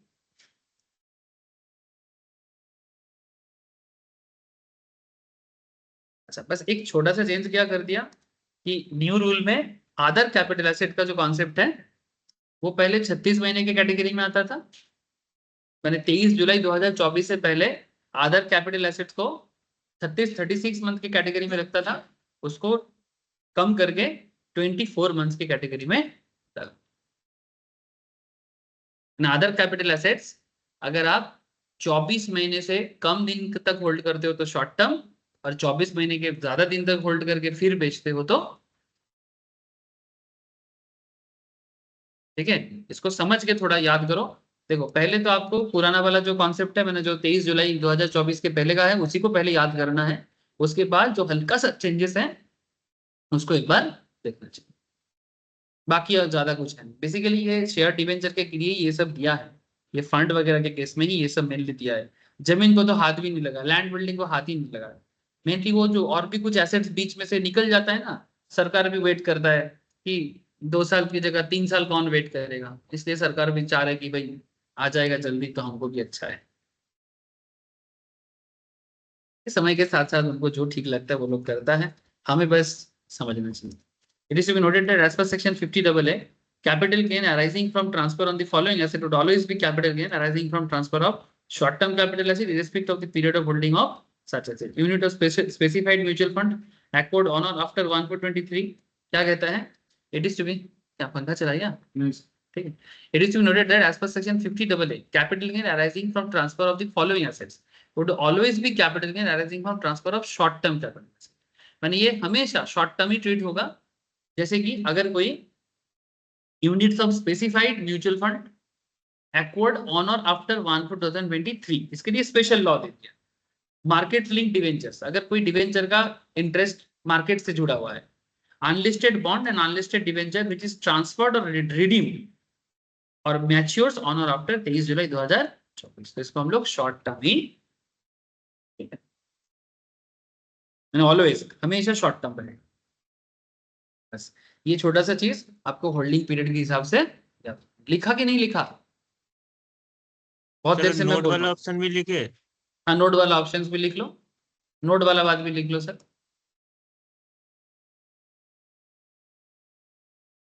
क्योंकि होल्डिंग बहुत वाइटल पार्ट है सर कैपिटल गेन का. होल्डिंग के बिना लॉन्ग टर्म शॉर्ट टर्म सब अधूरा रह जाएगा. नोट वाला पार्ट भी लिख लो सर.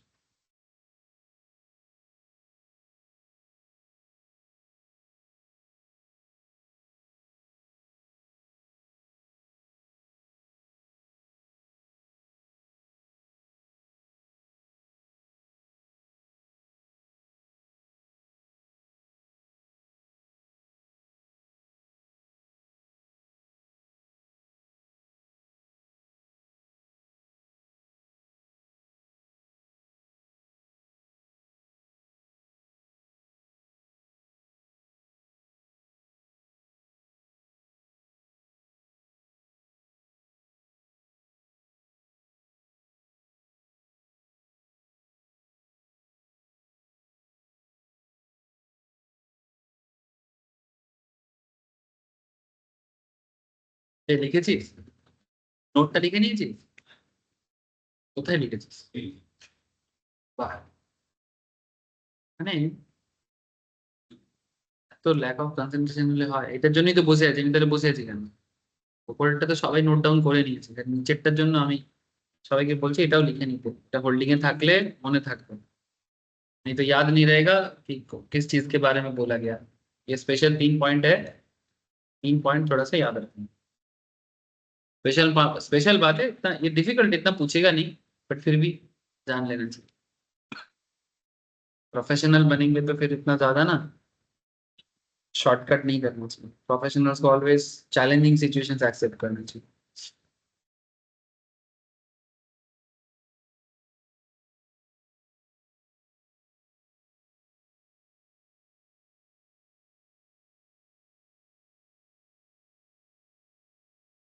हो गया तो बताना सर.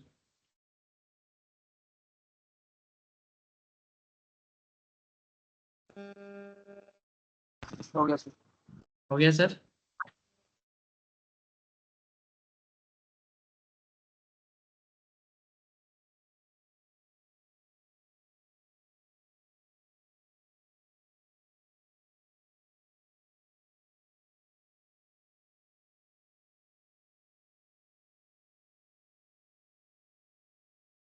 हाँ सर हो गया. ओके सर,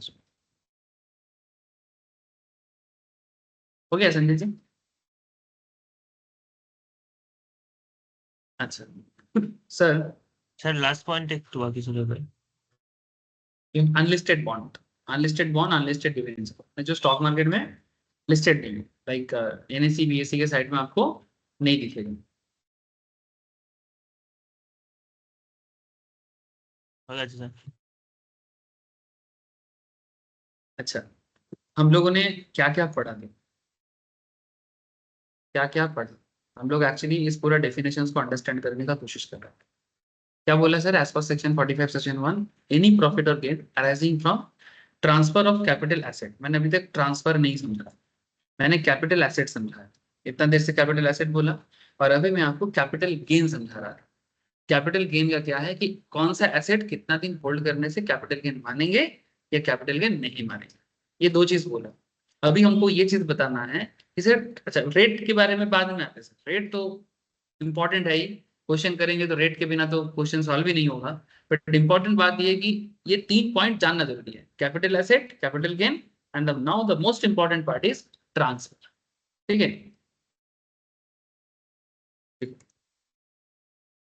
ट्रांसफर के बारे में heading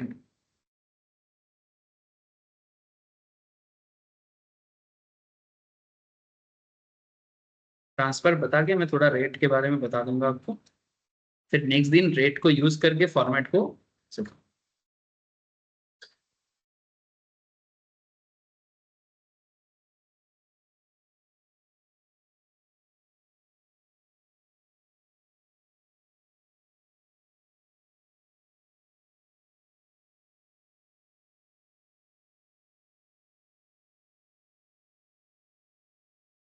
short term, long term,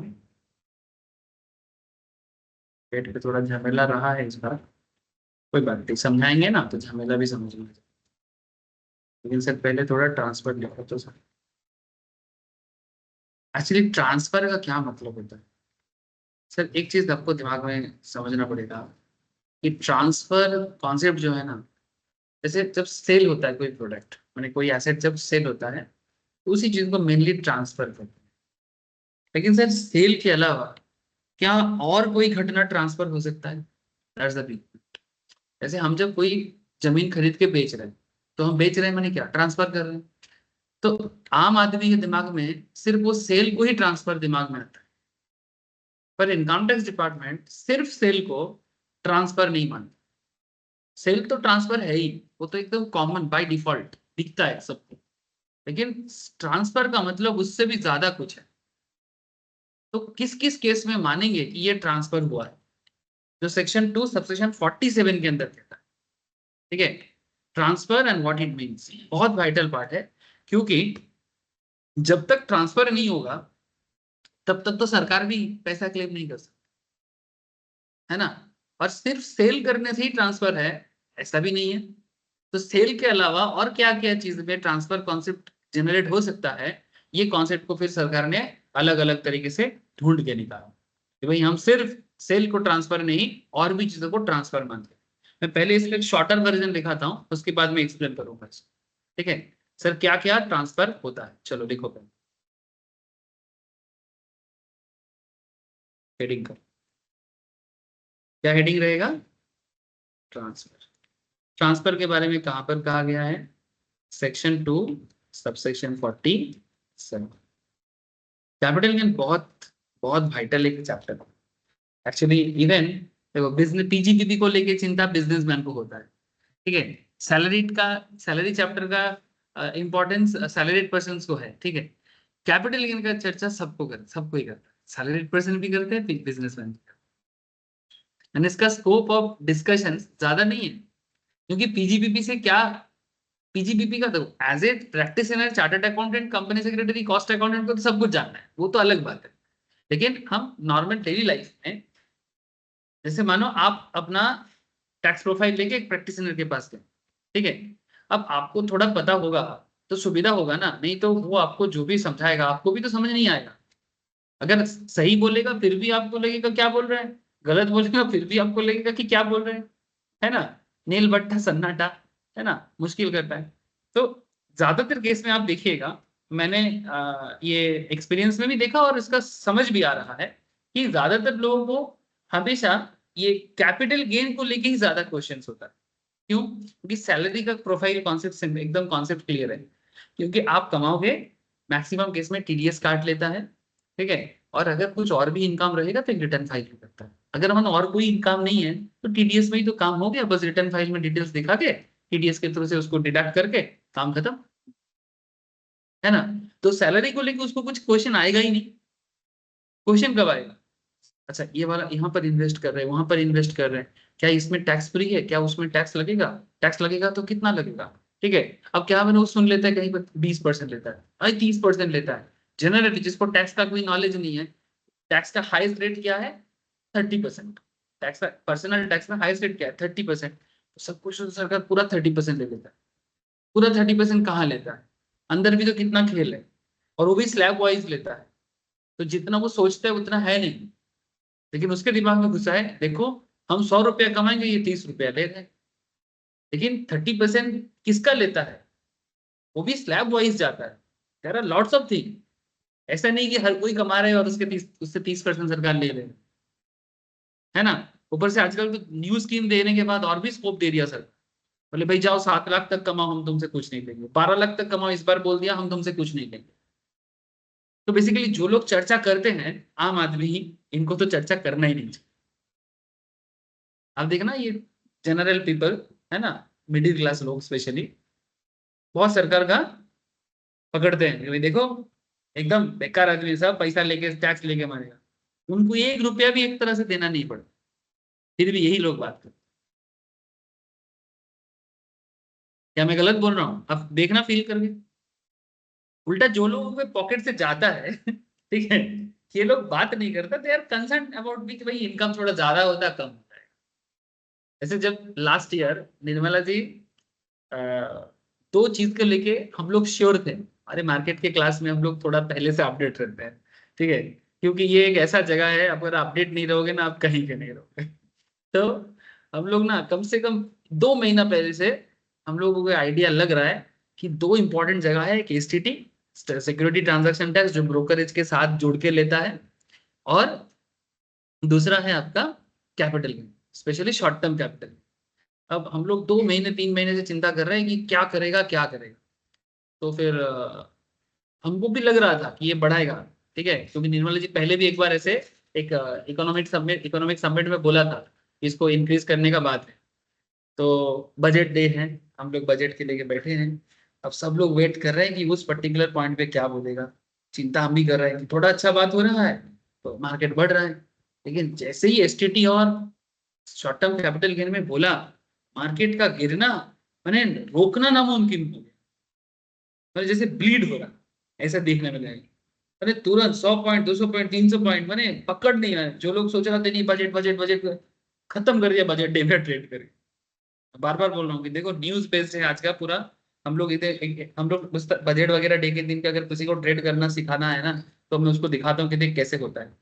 तुम एक बिलीव नहीं करोगे आप कि मार्केट में कोई बात नहीं हुआ है, मैं उसको सबको पहले से बोल के रखा था। आप लोगों को पता है मैं थोड़ा सा मेरा इंट्यूशन काम करता है।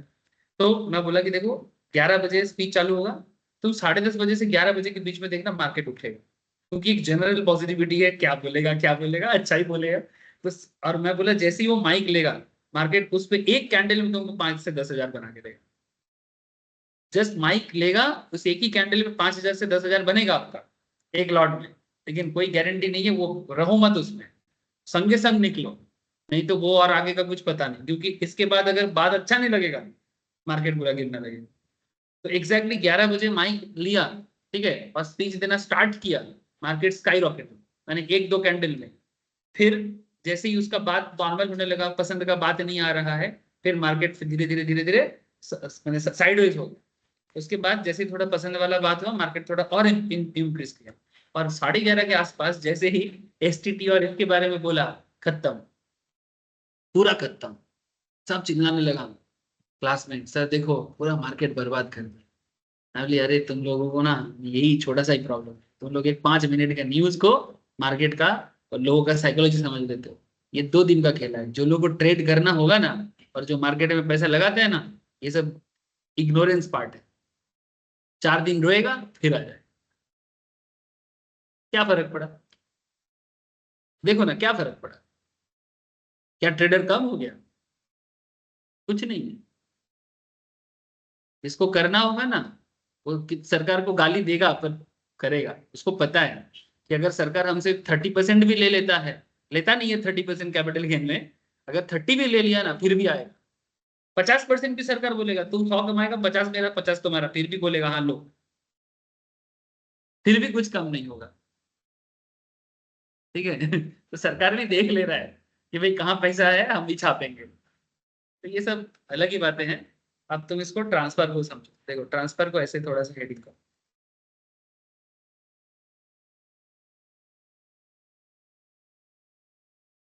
सर ट्रांसफर का मतलब सेल होता है, कौन सा सेक्शन लिख दिया? 2 सबसेक्शन 47, ये सेक्शन याद रखिएगा, थोड़ा थोड़ा इंपॉर्टेंट सेक्शंस मैं बोलता रहूंगा।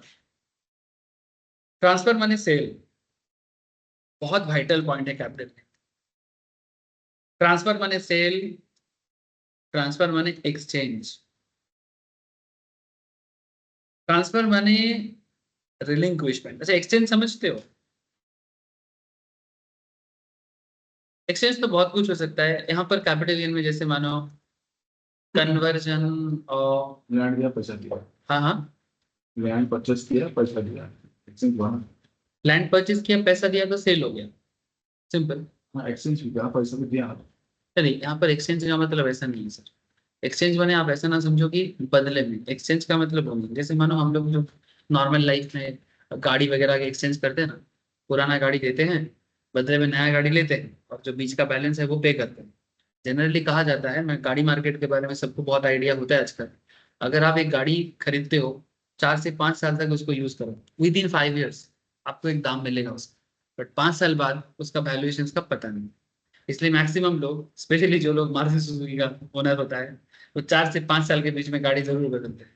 और मारुति सुजुकी का रिसेल वैल्यू, मारुति सुजुकी की एकमात्र गाड़ी है जिसका रिसेल वैल्यू है because of its low maintenance, या फिर आप ऐसे बोलो कि इसका easy parts availability and through service सब सर्विस बहुत इजीली मिलता है और सस्ते में हो जाता है। दूसरा गाड़ी का मेंटेनेंस कॉस्ट हाई है, सर्विस इतना इजीली मिलता नहीं, इसलिए रिसेल वैल्यू टाटा का तो बिल्कुल नहीं है, रिसेल बहुत बेकार रिसेल वैल्यू है टाटा।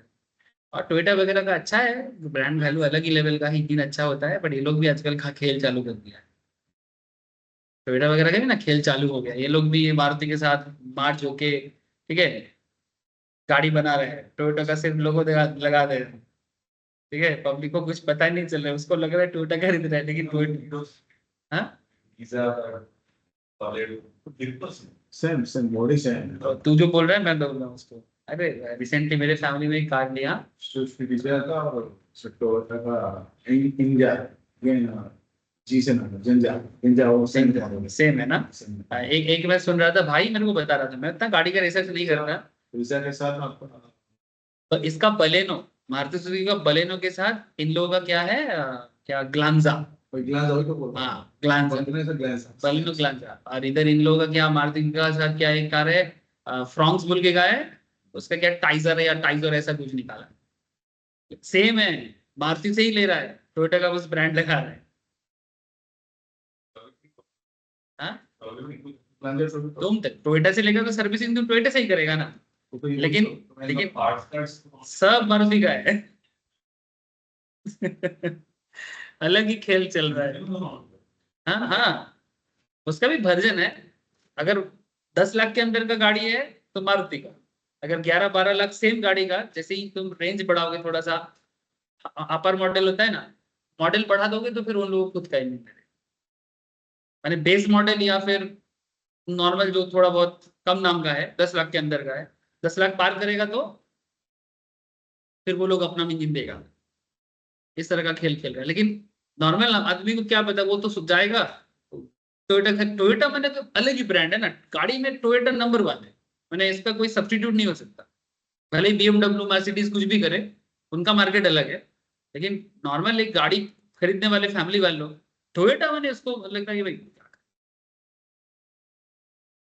है ना, लेकिन उसको क्या पता कि अंदर क्या है। जब भी हो, मैं एक्सचेंज का मतलब यही समझा, एक्सचेंज माने बेसिकली किसी चीज के बदले जब कुछ मिलता, सेल माने सिंपल चीज मिला पैसा दिया, सेल माने जो बेसिकली पैसे से वैल्यूएशन होता है, एक्सचेंज माने कुछ कन्वर्ट होता है। जैसे हमारे केस में एक एग्जांपल आपको मैं देता हूं, conversion of pref share into equity, या फिर you can say debenture into equity. मानो पहले कंपनी में आपका प्रेफरेंस शेयर होता था, अब आप प्रेफरेंस शेयर को इक्विटी में कन्वर्ट किए, तो प्रेफरेंस शेयर के बदले में इक्विटी मिला ना, सपोज पहले आपके पास 1000 प्रेफरेंस शेयर था, अभी बदले में तुमको 500 इक्विटी मिला, ऐसे तो होता है ना, कि आपके पास डिबेंचर होता है तो डिबेंचर को इक्विटी में कन्वर्जन हो जाता है, तो ये एक्सचेंज में हो रहा है। अगर कुछ उसके बाद भी अगर कुछ बैलेंस बचता है तो आपको देना पड़ेगा वैल्यूएशन वाइज, अगर इक्विटी वैल्यूएशन ज्यादा है तो फिर अगर कुछ एक्स्ट्रा पैसा होगा तो देना पड़ेगा। तो एक्सचेंज मैंने उस चीज को यहाँ पर एक्सचेंज कर, जैसे हम लोग एक्सचेंज में कोई भी जमीन वगैरह बदले में ये दे दिया, कुछ और ले लिया, लेकिन बीच का बैलेंस पैसे के थ्रू से मैनेज कर, तो सेल भी ट्रांसफर, एक्सचेंज भी ट्रांसफर। एक और लैंग्वेज लिखो, इसको बोलते हैं रेलिंक्विशमेंट। क्या बोलते हैं? रेलिंक्विशमेंट। रेलिंक्विश माने, रेलिंक्विश माने छोड़ देना, त्याग कर। ठीक है, रेलिंक्विशमेंट माने छोड़ देना। मैं समझाता हूं, ब्रैकेट में लिखो सरेंडर, सरेंडर और रिनाउंस ऑफ राइट।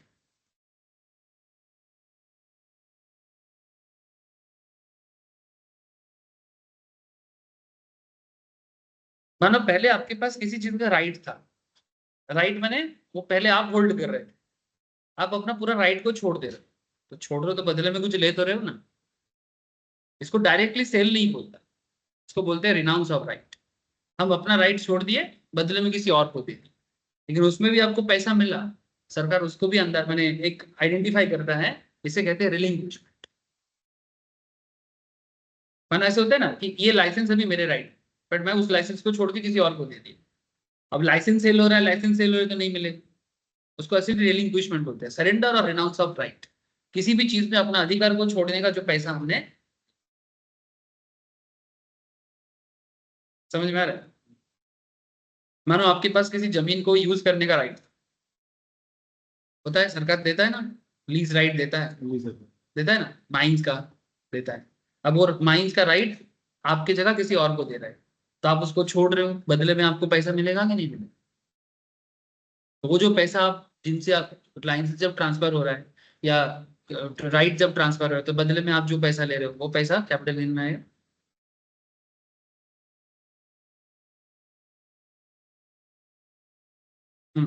हाँ, আমি আসছি 5-10 মিনিটের মধ্যে আমি আসছি।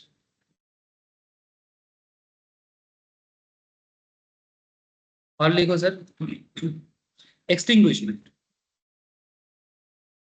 एक्सटिंग्विशमेंट इसमें लिखो complete destruction. Complete destruction basically जब ये कब होता है, जब कोई अपना पूरा यूनिट को ही खत्म कर देता है। होता नहीं है, एक यूनिट बेच के भी 100-200 करोड़ आ जाता है रे। बड़ा सा फैक्ट्री का जो बेचा जाता है उसमें भी 100-200 करोड़ आता है। तो जब तुम कंप्लीट तरीके से अपना यूनिट को खत्म करते हो, कंप्लीट डिस्ट्रॉय करते हो, तो उसको भी बेच बाच के तुमको जो मिलता है, चाहे वो स्क्रैप ही क्यों ना हो, उसमें भी कैपिटल गेन। ठीक है, इसे कहते हैं एक्सटिंग्विशमेंट। इसके बारे में कहा गया है 45 सबसेक्शन 1A के अंदर। अच्छा, और क्या है? और एक लिखो conversion of capital asset into stock in trade. VVIP point, conversion of capital asset into stock in trade. Conversion of capital asset into stock in trade 45(2) में कहता है conversion of capital asset into stock in trade. अब इसमें क्या होता है, मानो आपके घर पे आपका दादाजी का टाइम का कोई चीज है, एग्जाम्पल दे रहा हूं, मानो आपका फर्नीचर का शॉप है, बड़ा महंगा फर्नीचर दुकान है आपका, लकड़ी का महंगा स्टीक वुड का चीज बेचते हो, है ना? खोल एक न्यू टाउन, सेल करके पकड़ नहीं पाए, खोल के दिखा। ठीक है, सीरियसली। ठीक है, जहां पर मोटा मोटी लोग थोड़ा सा क्वालिटी लाइफ बिलोंग करना चाहता है, आजकल लकड़ी का फर्नीचर इतना महंगा हो रहा है, मैंने ऐसा लगता है जैसे हाथ नहीं लगाया जा सकता। स्पेशली शहर में, हमारे गांव साइड में हम लोग टीकवुड कहीं पर भी मैंने जंगल टूटता है, वहां से लकड़ी लेके आते हैं, मिस्त्री लगाते हैं और बनाते हैं। और जब वही चीज मैं शहर में देखता हूँ, एक एक का प्राइस टैग देख के ना सीरियसली आंसू आ जाता है। साइकिल पे टाइम पे गिरता है ना, तो सो घर में रख देते हैं। हाँ, वही तो मैं बोल रहा हूँ। तो ये देखो, मेरा गांव से लेना देना है बोल के मैं समझ सकता हूँ चीजों को। ठीक है, शहर का लोग को पता है क्या है। दहेज में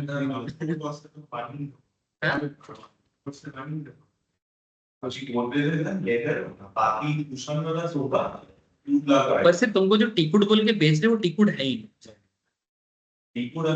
वो लोग नहीं, टीकुड भारी नहीं, भारी होता है सॉल्ट।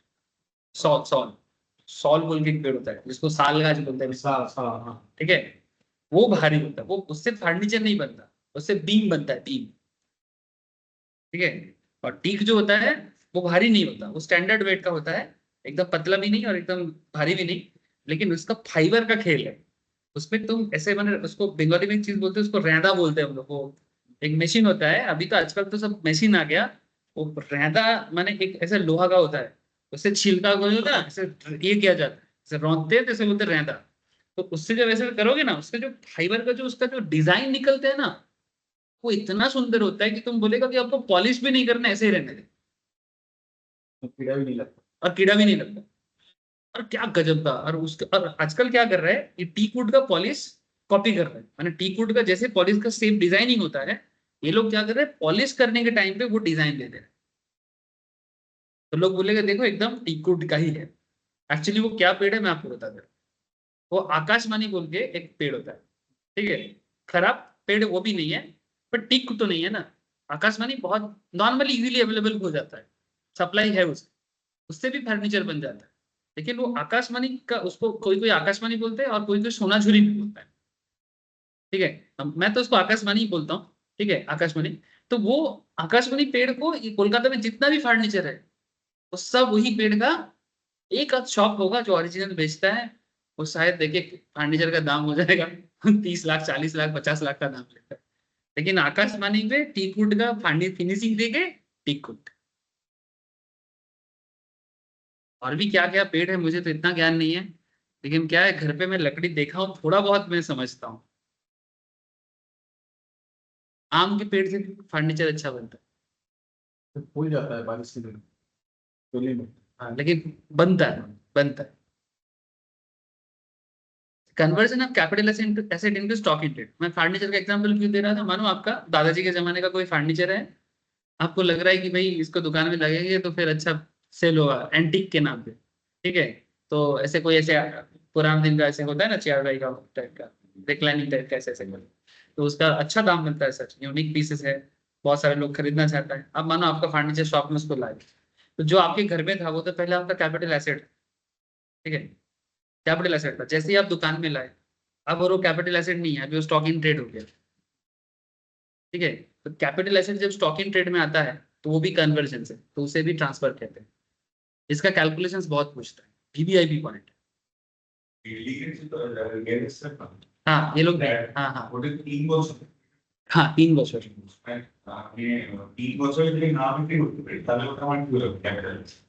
তাহলে ওটা ক্যাপিটাল এসেট হয়ে যায়, ওটাকে আবার রেন্টে দিয়ে দেয় ওরা, রেন্টে দিয়ে দেয় ওটা।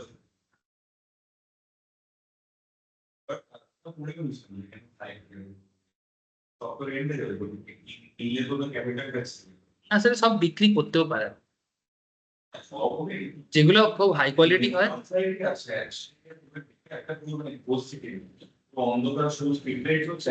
কেউ নেয়নি তো, পারচেজার নেই।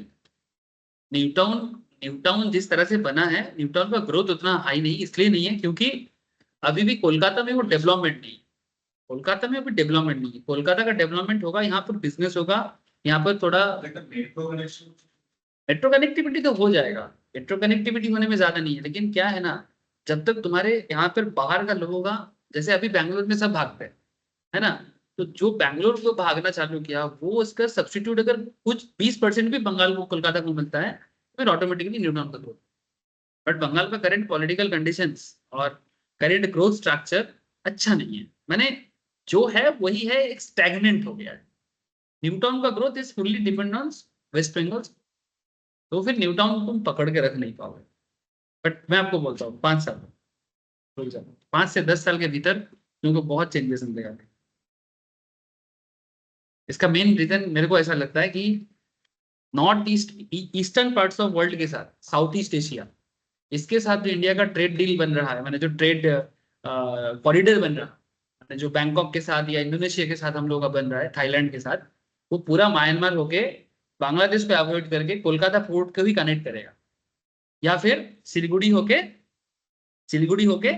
नॉर्थ ईस्ट के थ्रू से रोड जाएगा, पूरा एकदम इंटरनेशनल हाईवे ऑलरेडी बन रहा है, ऑलरेडी बनना चालू हो गया, बहुत सारा अंदर अंदर में चल रहा है, बस क्रॉस बॉर्डर अभी तक हुआ नहीं।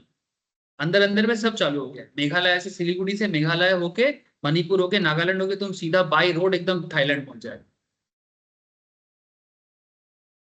ठीक है, तो तुम जस्ट इमेजिन करो, जब ये पूरा ईस्टर्न पार्ट्स ऑफ इंडिया में जब पूरा बिजनेस फोकस बढ़ेगा, तो उसका मेन गुड़ कौन खाएगा? कोलकाता को ही मिलेगा।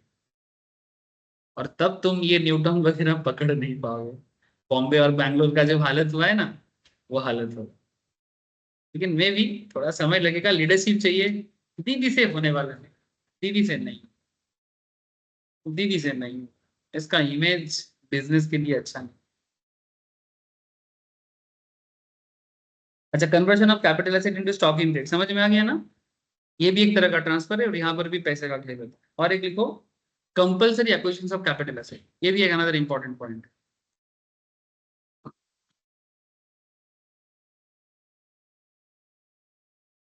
अच्छा है, बैंगलोर में ऐसे भी बैंगलोर का हालत थोड़ा बिगड़ने वाला है। इन लोगों का कन्नड़ दिगा का लैंग्वेज प्रॉब्लम खाएगा, इनको खाएगा। ऑलरेडी एक टेक कंपनी, दो चार टेक कंपनी बोल रहे हैं कि हम लोग जिनका बेसिकली हिंदी बेल्ट से कनेक्शन है, बोलते हैं हम बैंगलोर से ऑफिस पुणे हटा देंगे, बैंगलोर में नहीं रखेंगे। अरे इतना प्रॉब्लम करने से बिजनेस थोड़ी होता है, इतना अच्छा बात नहीं है।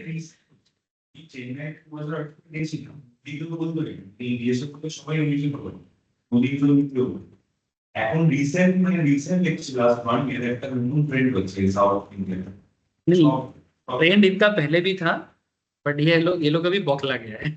মানে এখন तुम बिलीव नहीं करेगा, बैंगलोर में काफी बंगालीज लोग उधर जाके छोटा बड़ा सब रकम काम करता है, तो उधर पूरा कम्युनिटी डेवलप हो गया है। तो ये लोगों का मैंने ऐसा कम्युनिटी डेवलप हो गया, मैंने कम से कम 8-10 लाख लोग अलग ही जगह बन गया। तो मानो कि मैं मानो होटल चलाना चाहता हूँ, ठीक है, तो मैं एक ना होटल बनाया, मेरे को पता है कि इधर कौन खाने आएगा, बंगालीज ही खाने आएगा। तो मैं अपने होटल के बैनर पे बंगाली लिखा, बिकॉज आई नो दैट कि बंगालीज को कनेक्ट करेंगे। तो बोलते हैं कि बंगाली में ये बैनर नहीं लगाने देंगे।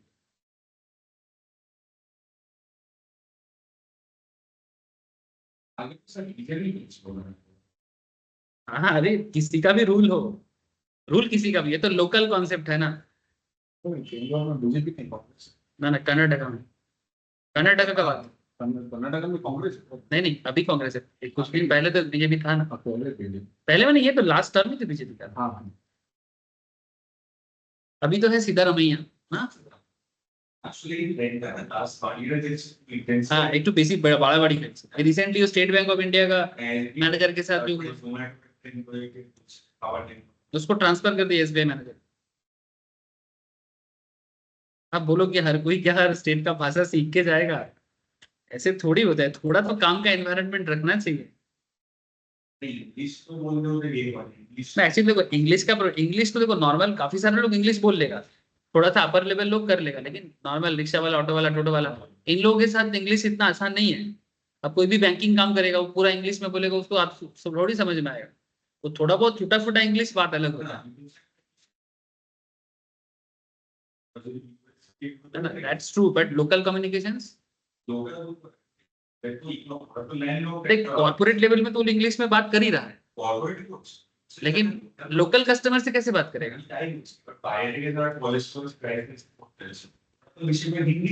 बट ऐसा कस्टमर कितना है, तुम बात नहीं समझे। सपोज मानो कि मैं मैनेजर हूँ स्टेट बैंक का कर्नाटका ब्रांच में, मैं किसी हिंदी बेल्ट से बिलोंग करता हूँ, मैं वहां पर मैनेजर बन के गया, ठीक है। अब तुम कॉलेज स्टूडेंट हो, एडुकेटेड हो, तुम इंग्लिश में बात कर रहा है। मानो मैं संजीत जी, मानो यहाँ का लोकल एक बिजनेसमैन है, उतना पढ़ा लिखा नहीं है, 10 तक पढ़ा है, 8 तक पढ़ा है, बट अच्छा खासा पैसा है, मेरे पास अकाउंट मेंटेन करता है, ठीक है। मैं उनको फॉर्म के बारे में बता रहा हूँ कि sir please sign this, this is this situation etcetera etcetera बता रहा हूँ। अब इनके दिमाग में जा नहीं रहा है, अब इनके साथ मैं हिंदी में बोल रहा हूँ, आप इसको इधर लिखिए, इधर लिखिए, उधर लिखिए, ठीक है। अब जैसे मैं हिंदी टोन यूज कर ली, दैट इज द प्रॉब्लम। इनके साथ हमको कन्नड़ में बोलना पड़ेगा। इशू ये है, आप कॉलेज स्टूडेंट थोड़ी ना उनका बैंकिंग बिजनेस देता है, बिजनेस दे रहा है लोकल बिजनेस मैन। अब उनके साथ कम्युनिकेट करने के टाइम पे दिक्कत हो रहा है।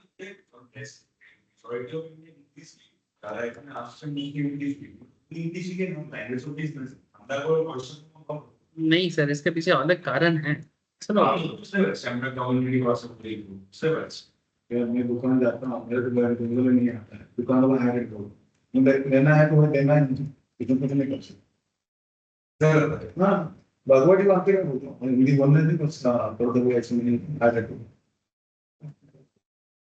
वो समझ जाएगा जैसे ही वो देखेगा कि लोकल नहीं है ऐसे। अब तुम देखो आज सुबह मेरे साथ एक बिहार से एक जन मिलने आए, ऐसे स्टूडेंट बात जैसे कर रहे थे, वो बेगूसराय से आया है, तो होटल वाला उसको एक गाड़ी चिपका दिया, बोले ये गाड़ी आपके साथ जाएगा, यही गाड़ी आपको पूरा रखेगा, फिर यही आपको रिटर्न लेके आएगा, ठीक है। कम से कम 4-5 हजार का बिल बनाएगा उसका। लेकिन आप मुझे बताओ कोलकाता में कोई जरूरत है?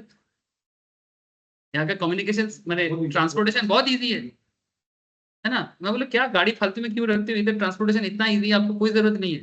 अभी आप बुक करोगे 10 गाड़ी मिलेगा आपको यहाँ से। लेकिन होटल वाला उसको देख लिया बाहर का है, पता नहीं, जहां पर उसका मैंने 300-600 टका में काम होता, वहां पर 5-4 हजार 5 हजार का चिपका देगा। পার্ট পারফরম্যান্স অফ কন্ট্রাক্ট তো ছেলে মেয়ে যা একটু বাকি আছে আসছি, একটু বাকি আছে আসছি। पार्ट परफॉर्मेंस ऑफ कॉन्ट्रैक्ट लिखे हो सर, ठीक है। ये लास्ट 2 पॉइंट देखो, compulsory acquisition of capital asset क्या है। सरकार कई बार हम लोगों से जमीन जायदाद ले लेता है ना, इधर रास्ता बनेगा ये बनेगा, सरकार हमको क्या देता है, पैसा देता है, तो वो पैसा भी कैपिटल गेन है। और कोई कॉन्ट्रैक्ट मानो पूरा नहीं हुआ, आधा हुआ है, आधा पैसा मिला, तो पार्ट परफॉर्मेंस ऑफ कॉन्ट्रैक्ट मानो कंप्लीट नहीं हुआ फिर भी पैसा मिलता है, वो भी ट्रांसफर में काउंट किया जाएगा। तो इसलिए सेल माने सिर्फ सेल नहीं, ट्रांसफर माने सिर्फ सेल नहीं, इट्स मोर देन दैट, ठीक है। नेक्स्ट क्लास में आपको ये पूरा ट्रांसफर को ना एक्सप्लेन करूंगा, और ट्रांसफर के ऊपर क्वेश्चंस भी करूंगा, ठीक है। क्वेश्चन आते हैं ट्रांसफर से, क्वेश्चंस भी आता है। कल के क्लास में, कल नहीं थर्सडे वाला क्लास में पूरा ट्रांसफर एक्सप्लेनेशन होगा और रेट्स लिखाऊंगा, ठीक है। वो सब कॉपी में लिखना भी पड़ेगा। रेट में काफी सारा रिसेंट डेट वाइज भी चेंजेस है, डिफिकल्टीज थोड़ा फेस करोगे बिकॉज बहुत ज्यादा याद रखना पड़ेगा, बट कुछ कर नहीं सकते, सरकार का नियम है, वी हैव टू। सर आज का टैक्स का क्लास इतना ही है, इसके बाद हम लोग 10-15 मिनट के अंदर फाइनेंस क्लास में बैठेंगे, थोड़ा टी ब्रेक, उसके बाद फिर से फाइनेंस क्लास, ठीक है। ऑनलाइन में जो लोग हो फाइनेंस के लिंक के लिए वेट करो, लिंक भेज दो। Bye, sir. Bye sir, Okay, sir. Okay sir, bye sir. Tax class